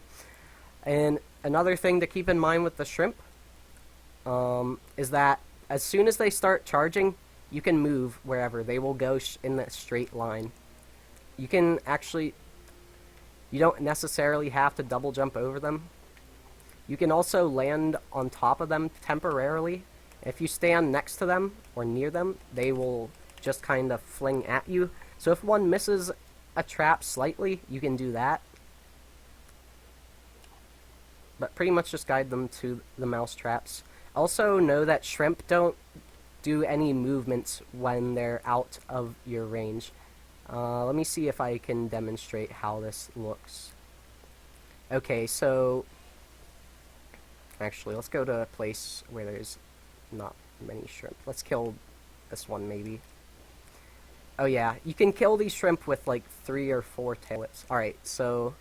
Oh wait, no, there isn't one there. Okay, well, depending on the distance you are from a shrimp, okay, you start to see like the beginning outline of a bag, but at a certain distance there won't be any bag. If I walk forward, the shrimp is now in the same spot as when I left it. So as soon as you start seeing the bag, the shrimp becomes active, but as soon as you step out of it, it doesn't. So you can kind of mess with the shrimp movement this way as well. So know that the shrimp aren't actually moving when that's happening. Another reason I aim for getting this bag after coming out of here is because depending on how long you leave that shrimp after it spawns, it can get stuck behind this bucket, and that's annoying. So anyways, now we've done all of the mouse traps. Although you can do them in slightly different orders. Like, you can go from this and then like go around this way if you wish, but that's just how I like to do them. Just whatever order you do them in, see that it kind of lines up well with the shrimp spawns, and that you're going to adjacent ones. You don't want to be going far out of your way distance-wise for each mouse trap. Which is why I don't like going from this one over to these, because it's a far distance, I guess. Actually, I guess it's not compared to this over here. But either way, that makes a nice U around the restaurant, and then you can just kind of come up through this way. So anyways, then run over here. Also, if you ever do lose your spot, just use the sniff, and you can kind of tell where the objective is. So now, Colette's trying to get into Gusteau's office to get the cookbook, which has proof that Linguini is his son and true heir to the restaurant. So anyways, yes, making a guide. Eclipse, thanks for noticing. So after you speak with her, I like to do that same kind of jump. At this point, the shrimp, there should be a new spawn of this shrimp here, at least in the route I use. So what I do often is I just stand here and bait the shrimp out of the way to just help with the item management. Because the only main caveat to the route I'm going to show where you don't need to use any items is that sometimes a shrimp will be blocking you here, or it will attack you when you go to pick up this, or you have to curve around some things to get it out of the way. Although you can just bait it over, like behind this trash can or somewhere else while you're carrying the bomb as well. But watch out for shrimp spawns from both this bucket and this one over here. Alright, so anyways, to complete this with only one bomb and one spoon, alright, so you grab this one since it's the closest, come down here. If the shrimp is there, if the shrimp is right here, try to walk over it, and but avoid its just avoid its thrust attack, lol. And then I usually would just like wait over here, and then it will charge and get stuck in the corner back here. Alright, so this lobster has a radius, and a lot of people don't know this, but you can actually get past it without having to bomb it. This lobster doesn't waste that much time if it does pick up a bomb, but just to show that it's possible, because a lot of people don't believe me when I say you can do this with just a single bomb. Alright, so to reiterate, grab bomb, slip past here because you move slightly faster on slipping surfaces. You have to go between this table and this basket of shrimp. That's why the shrimp spawns are important. Then you can either go forward. I like to turn slightly left because you're going to be heading left soon anyways. And it sometimes gives me a better view of if there are any shrimp on the left or forward. And just helps avoid getting your bomb picked up by this lobster on the right. So then you head over here. If there's a shrimp here, I'll bait them over into these pipes because they can't get past there, and then I'll just loop around, and then by the time they charge again, whoa, what the fuck? Okay, by the time they charge again, you'll be behind the pipes, and they won't be able to charge at you. So then just go forward, and you'll be out of that shrimp's radius, and you'll bomb that. You start to be in the, shrimp, this crab's radius is about halfway, or like right after this line in the urchin box here. So if you do end up needing to curve out to here, as you saw, that actually was far enough for the shrimp for the crab to notice me. Jesus, I'm obviously not a marine biologist here. I study rats instead. Curve back in here. You could maybe also kill the urchin with the same bomb, but it won't matter because you need to get the spoon anyways. And so for the spoon, one spawns right here. This is the only spoon that you should really need. Let's see, a couple alternative item paths quickly. You can do the same one, but just getting rid of that lobster. it's very viable. It only loses like 5 seconds or something, and gives you a lot more lenience. You don't have to worry about the shrimp spawn so much, and then you can walk over, or you can, let's see, I forget how troublesome this crab is.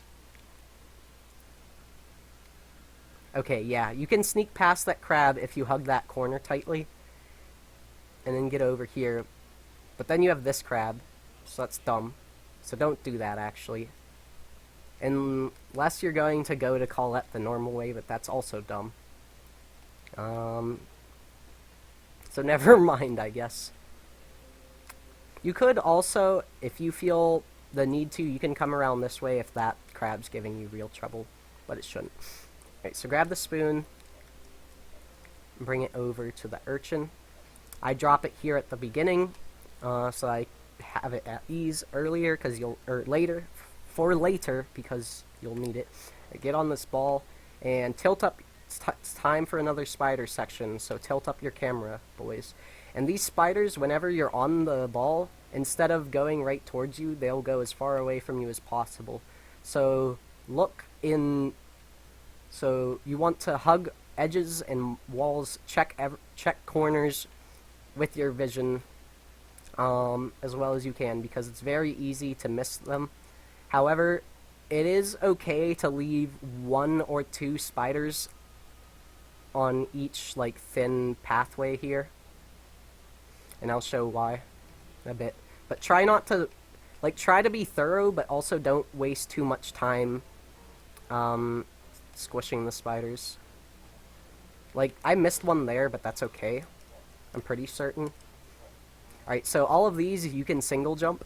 All of these pegs you can single jump. Yeah, let's see. Yeah, there's 1 spider there, I think. Another way you can get up here is this little outlet, and then double jump up to this one. You can also skip the first peg from the sardine, but again, minor dumb shit. It probably doesn't even save time. So you can single jump that, single jump this, and then this is where you actually need to double jump. If you don't turn the camera, just hold like down left, and you'll be able to make this. But definitely, especially if you're on a good run or just starting out, it's fine to turn the camera to be sure you make that, because it's very easy to fall down and die. And there's a spider there too, huh? Do not take this Ratatorial, because that brings you all the way back to the beginning there, and that sucks. So you need to double jump this. You need to double jump this peg. And then I actually don't move really when I land on here, because you're right near an edge. But double jump towards this umbrella, but be sure to double jump. I just double jump more left than up, because I don't know why I decided to die there.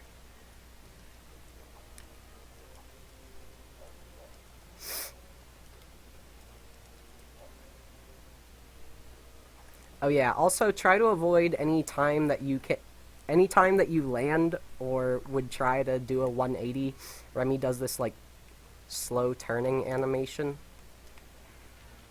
I can't really show it off now, but just know that it happens. You can circumnavigate it even with a jump or something. But this umbrella can actually push you off the ledge, so I just try to aim behind it. Then pick this up, hold forward, and be sure to make that glide. Then grab this can and drop it. Don't try to run under it, because it will land right by this little entrance anyways, so bumping it forward isn't going to help you at all. In fact, only possibly make things difficult, because you could launch it over here and there could still be a spider like I have there, or you could even launch it into the pit, as I saw poor Eclipse lost a run to. So now you can either run back over to get the spoon, although I think this is slow, especially if you have a spider or 2 left. So what I do is I just death warp. It's simpler, and even with a death cutscene, it's pretty fast. Alright, so pick up the spoon.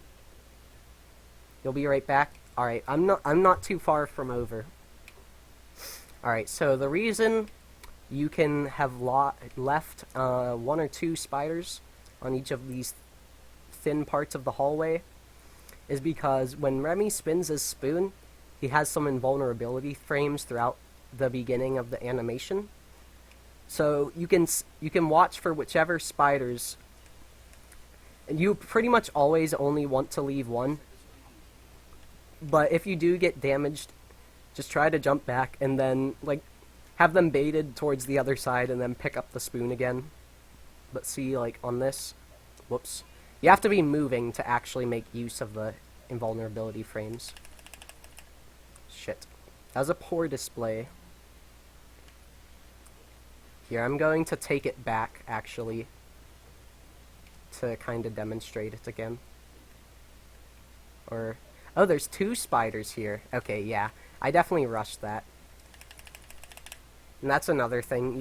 If you get hit by a spider, you're likely gonna get wombo comboed. Just like any of the other things. Here, I'm gonna actually throw the spoon off the edge so I can just respawn it. If you do end up getting 2 spiders in one section, try to make sure it's only one of those set paths. Alright, so show it again. Also, you can't pick up spoons when you're on top of them, so just move to the side. Don't just mash tail whip. Okay, so there's 2 spiders here. Spin.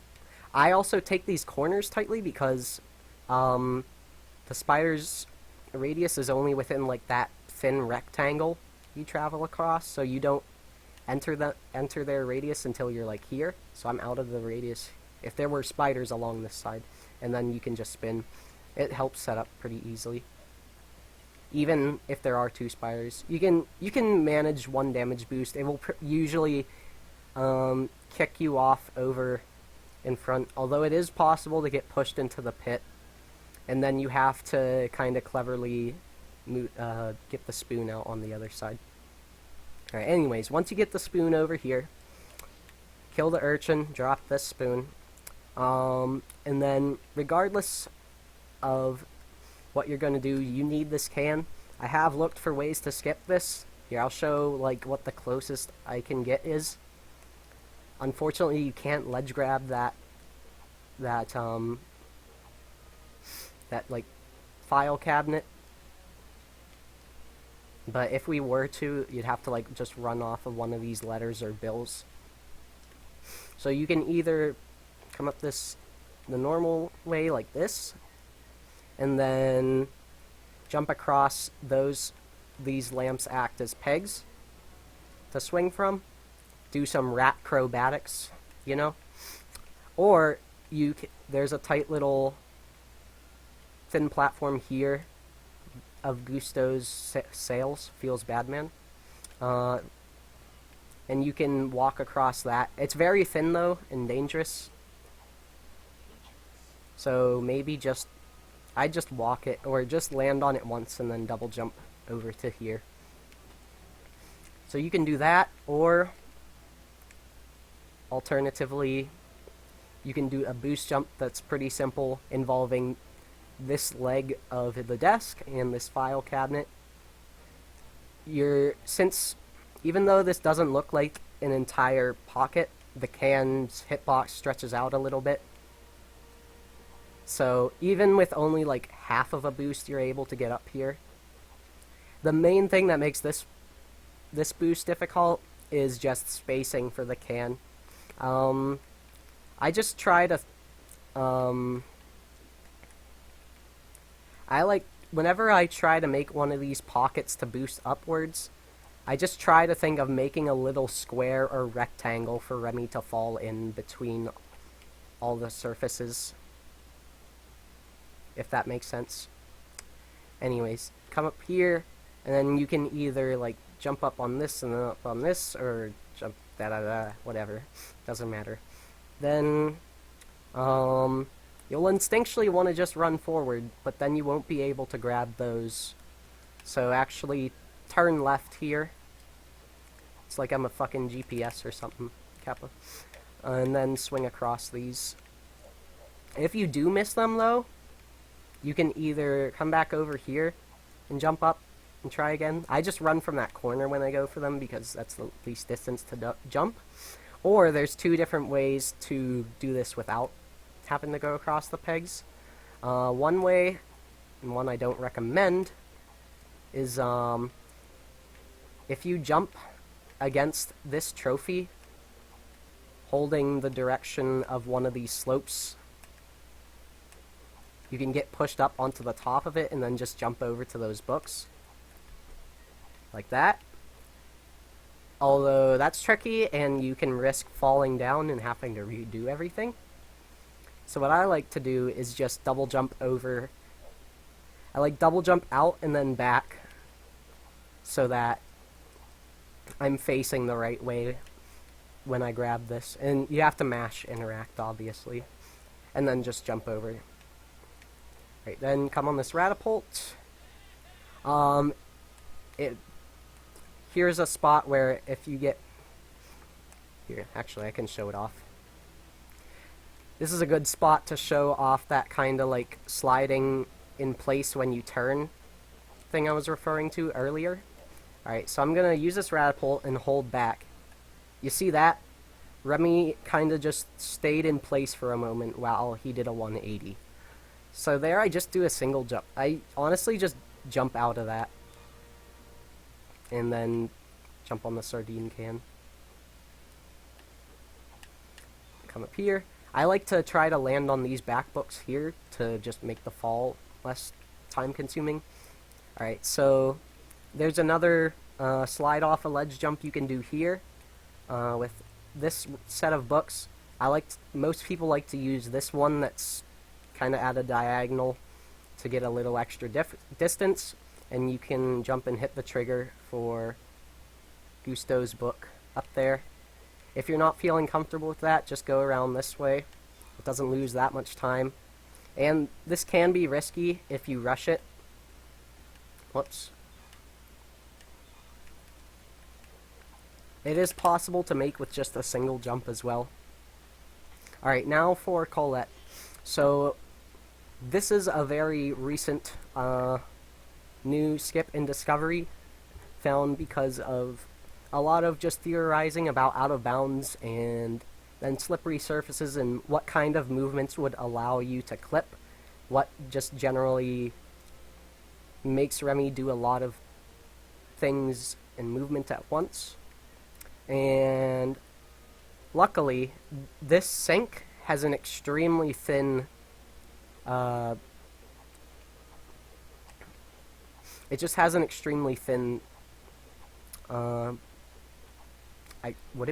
guess in this case it's a ceiling, but just in general the walls and flooring of this sink is extremely thin. So what I do, you're spawned right here, and all you have to do is run, get to speed, and mash double jump.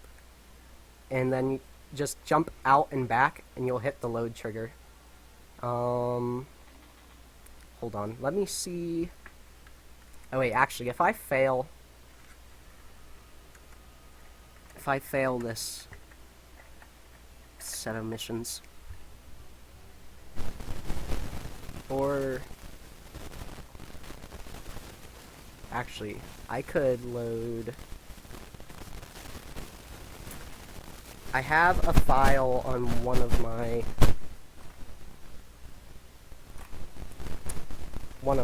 cartridges. On one of my memory cards that can allow me to show this off pretty easily.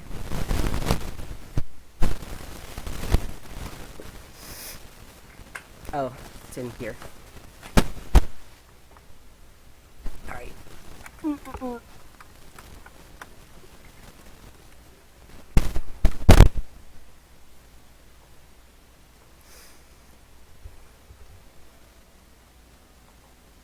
Oh wait, I might just be able to continue. Yeah. Probably. Because it saves before... Yeah, okay. Alright, so some other ways to get up here. Oh, also, as far as aiming this, you don't want to, like, fly past it. So what I do is I aim for these right pipes, and even the center one, just because it helps you clip a little bit, because that's more that you're interacting with. And if we look from up here, and then compare it to, like, how the sink looks down here, like, it's just extremely thin. Thing is, though, because, as I mentioned before, you can't mash out double jumps normally, but on slippery surfaces you can. Because of that, just quick forcing of both double jumps, Remy just gets pushed through the sink. And that's why that clip occurs. You don't even have to be running. The main thing I see people mess up is that either they'll try to clip in on the side, which doesn't work because you're not getting a ton of momentum going forward, and the walls are more solidly built, I guess, on the... because you have corners with the bottom here you're hitting as well, so that's just more hit detection that's pushing you away, and you're not flying forward so much as you're flying upward. Like, you're able to kind of jump that much forward normally anyways, I guess. So you need to be actually under the sink. This doesn't take that much practice and easily just gets you through all the way to Colette's very simply. If you're having trouble with boost jumps, be glad you don't have to do this skip. So you can grab either that can there, or there's another one over here. Walk it over and try to make an odd little pocket with the corner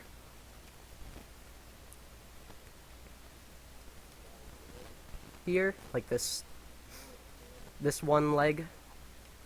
It's not even an entire pocket because you'll be able to head out on the left here, but you'll hold like down right into the can. Okay, so this combines like 3 different skips, or 3 different techs in one. One, you've got the like getting stuck boost. Oh. Well, apparently you can do it without the rest, but what I find the most consistent and helpful for it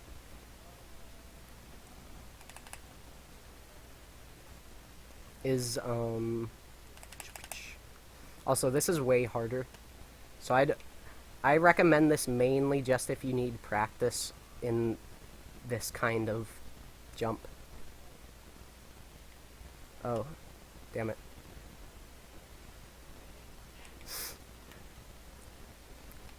If you thought a game having AIDS was bad, try a game with crabs.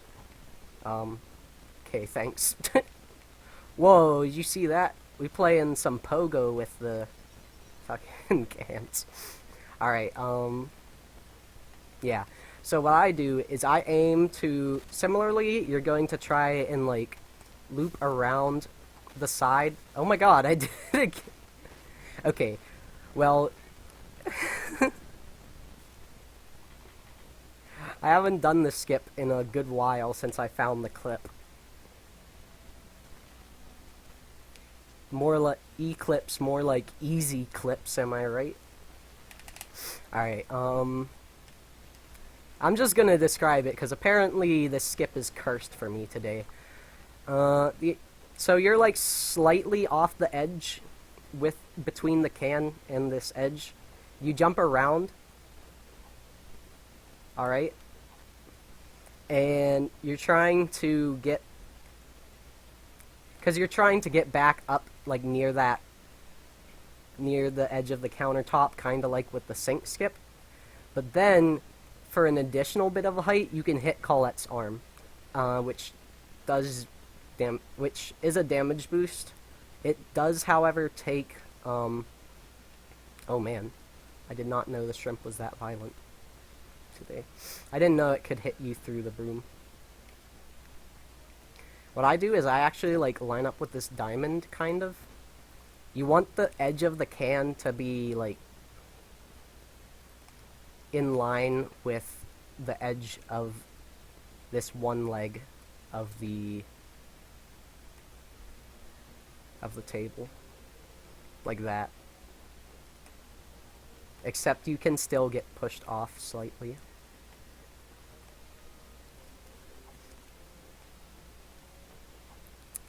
Oh wait, I'm on hard mode, so I need a piece of cheese to do this. Here, I'm just gonna take a death via the shrimp. On hard mode, you won't, or on medium mode and lower, you won't take any damage from Colette. Gosh. Yeah, this skip's hard. Very hard. See, like that.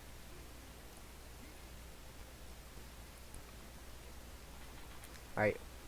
And if neither of those really work for you, which, really, just practice the clip a few times. It's pretty simple. But there are a few alternate methods if those still are giving you trouble. So normally you're supposed to go up and around this way. And you're meant to bring a spoon over and jump that. Although, here, I'm not sure entirely if you can. With proper spacing, you may be able to just bomb hover it. Ah! This crab is a bitch, though. And thing is, coming over here requires you to get another spoon, which the closest ones are either all the way over here, or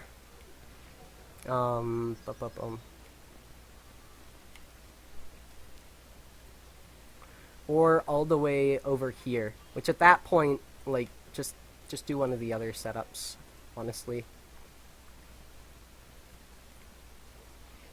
Or I suppose if you got rid of the spoon in there, you could, yeah, after you use the spoon on the urchin in there, you could drop it in the pit and then just have it respawn there. So I guess that's a bit more viable. Alright, so let's say you do that. Although you and depending on what item route you take, you can either take the spoon over that ramp or loop it around here. Watch out for the shrimp. Shrimp, they can get killed in one hit from the spoon. Right. So kill a crab, destroy this, drop this. You can go grab a can if you really feel you need to. The closest one is there. But you can bomb jump this very easily. You can even damage boost this if you want. Whoops. You don't even need to double jump. And just from that, you can tell that you wouldn't even need to necessarily destroy that blue spoon box. Then you can come up here, just take this, land on here. You can either Ratatorial over to that final thing, over to that, over to this other table, and then Ratatorial. Or you can be the ultimate extreme master of swag and killing your own runs because you just want to look cool, and run across this and double jump towards, try to double jump towards the fucking ledge, but not hit Colette. Let me see if I can do that, because that's some really old strats there. Really old, real risky strats.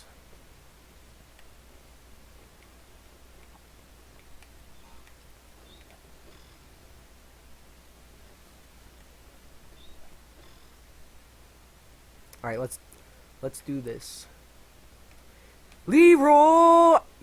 Ah! Well, you get the idea anyway.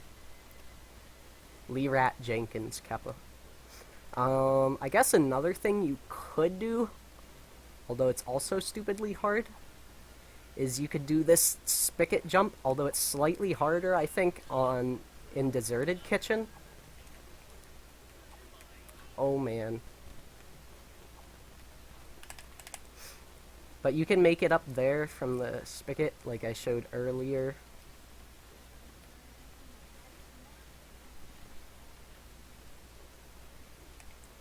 These are more... These other ones, besides the clip and the can thing, are more just flashy things that you can do. Or simpler, but really slow things. Alternatively, instead of using these Ratapults, you can grab one of these umbrellas and just fly over. And the cutscene trigger is actually in front of a meal. It has nothing to do with Colette, actually. So anyways, then you mash through this.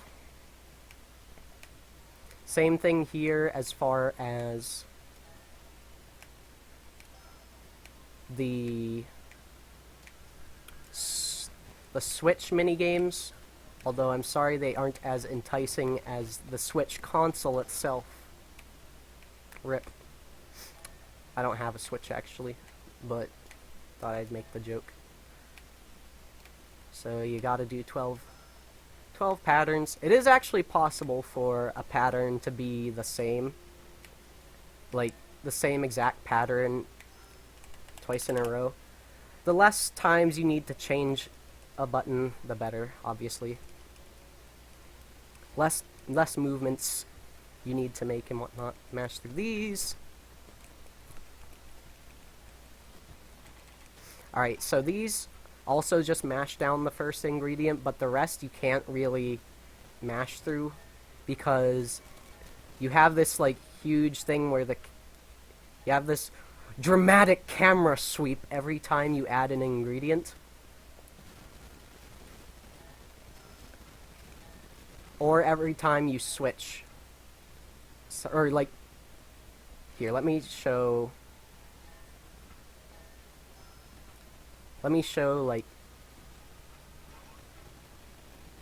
like if you, even if it's correct to switch off of one, it's slower because see you have that like little bit of delay, so just mash for the first ingredient. Hard difficulty and whatnot doesn't really change this to my knowledge. I mean, you might have slightly more inputs or slightly faster soup ingredients or something, but it shouldn't matter. So I'm pretty sure any percent, it's best to just run on medium difficulty, but no levels early or whatever the hell is definitely hard difficulty preferred. You have to be careful with this one because the vegetables are actually randomized in position every single time. So look for the item first and then the button is what I do. Also, don't look just based on color because there's a lot of green vegetables here. You saw just green peppers, green beans, cucumbers, so just be aware of that. Oh yeah, also you can point your chef rats out with Remy's head with the analog stick for no reason. Just another little fun thing to do. Alright, time for everyone's favorite minigame, Cake DDR. All you have to do is press each button as it comes up. Now what most people do is just try to press it at the right time, but if you mash it, you're guaranteed to get it, and you actually have two times that a button can be pressed for each one. It doesn't increase how much the bar is filled for the cake completion, but if you do happen to miss one of the buttons, like I hit it once and then missed it once, but it still counts. Like, shit, let me see if I can... Like, if you happen to press one accidentally, or, like, just mistime one of them. Let me see. Yeah, see? Like there. I bumped a bunch of other buttons, but it still counted it because I got one correct input for each set of that, like, 4-button press combo. So, just mash them. It's harder, but it's better than having to wait for an entire extra set of button presses. Anyways, that's the last of the mini games, and you'll have only had to do 1 or 2 rounds. 1 round in any percent, and then 2 rounds in no levels early on hard or no major skips. Right, so then cutscene. Right, and final chase. Hold down as always and sprint. Watch out for the glasses, and these red plates in particular suck. So this one at the beginning, you can either run around or jump. These vases have large hitboxes. The soups can too whenever they have handles sticking out. You can single jump like everything. You can either jump on top of those candles or jump around that like jelly plate or whatever the fuck. What I try to do is I slow down by those handles. Here, let me see if I can find a soup container with handles. I also wait until I'm about at the gray edge to jump. But if you do go over, back out if you can. And at that point you need to make the shorter jump.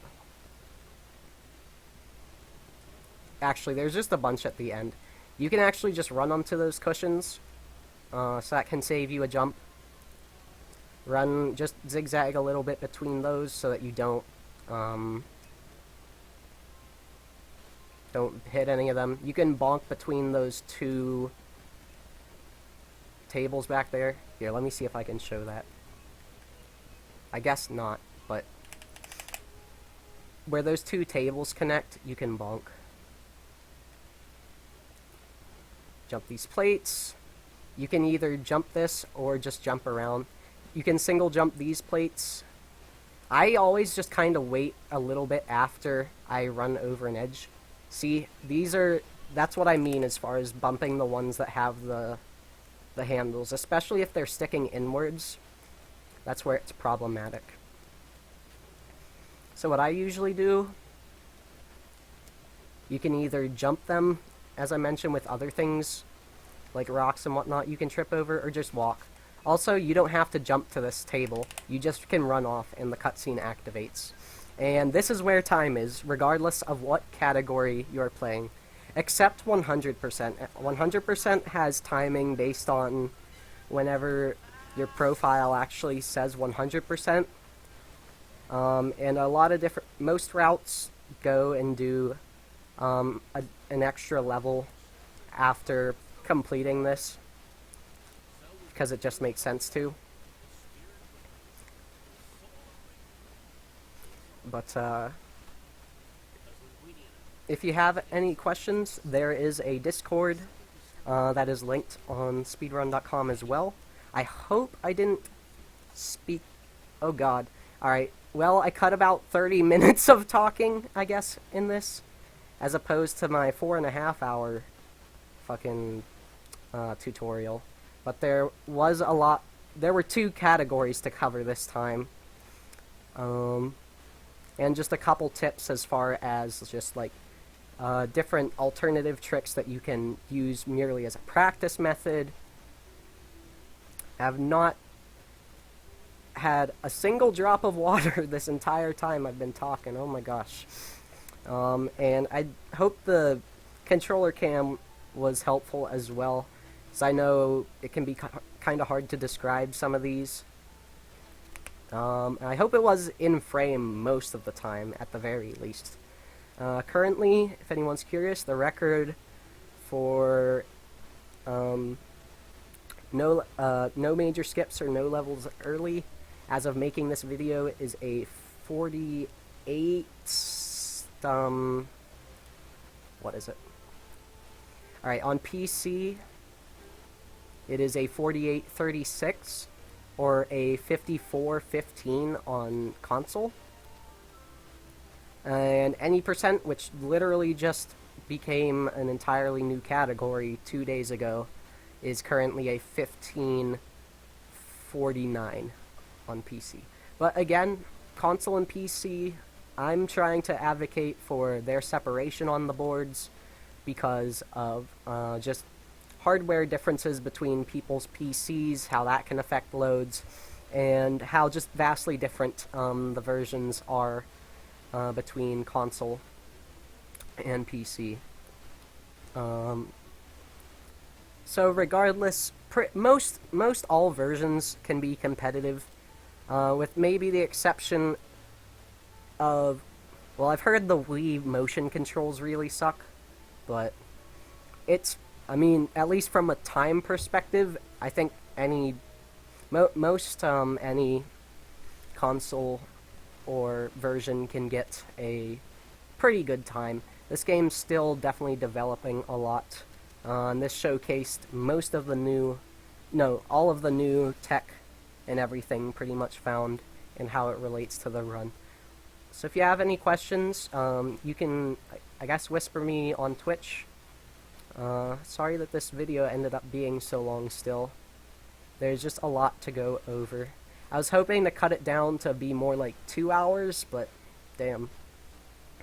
Oh well. GG, folks. Show us who's the rat, whoever you are. Show us that anyone can cook, or any any percent one can cook, as I like to jokingly call the category. Alrighty.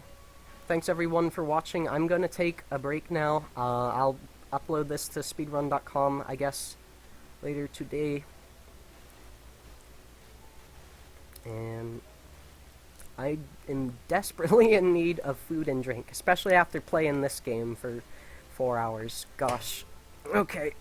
GG, folks. I hope this helps with the whole slew of new runners we got because of the Deserted Kitchen early skip yesterday, and just generally helps there be tighter competition and less huge gaps in the leaderboards, because I know my times do kind of have a big difference in them. So let's get some more people up there, shall we? Thanks everyone for attending and shit. Bye-bye.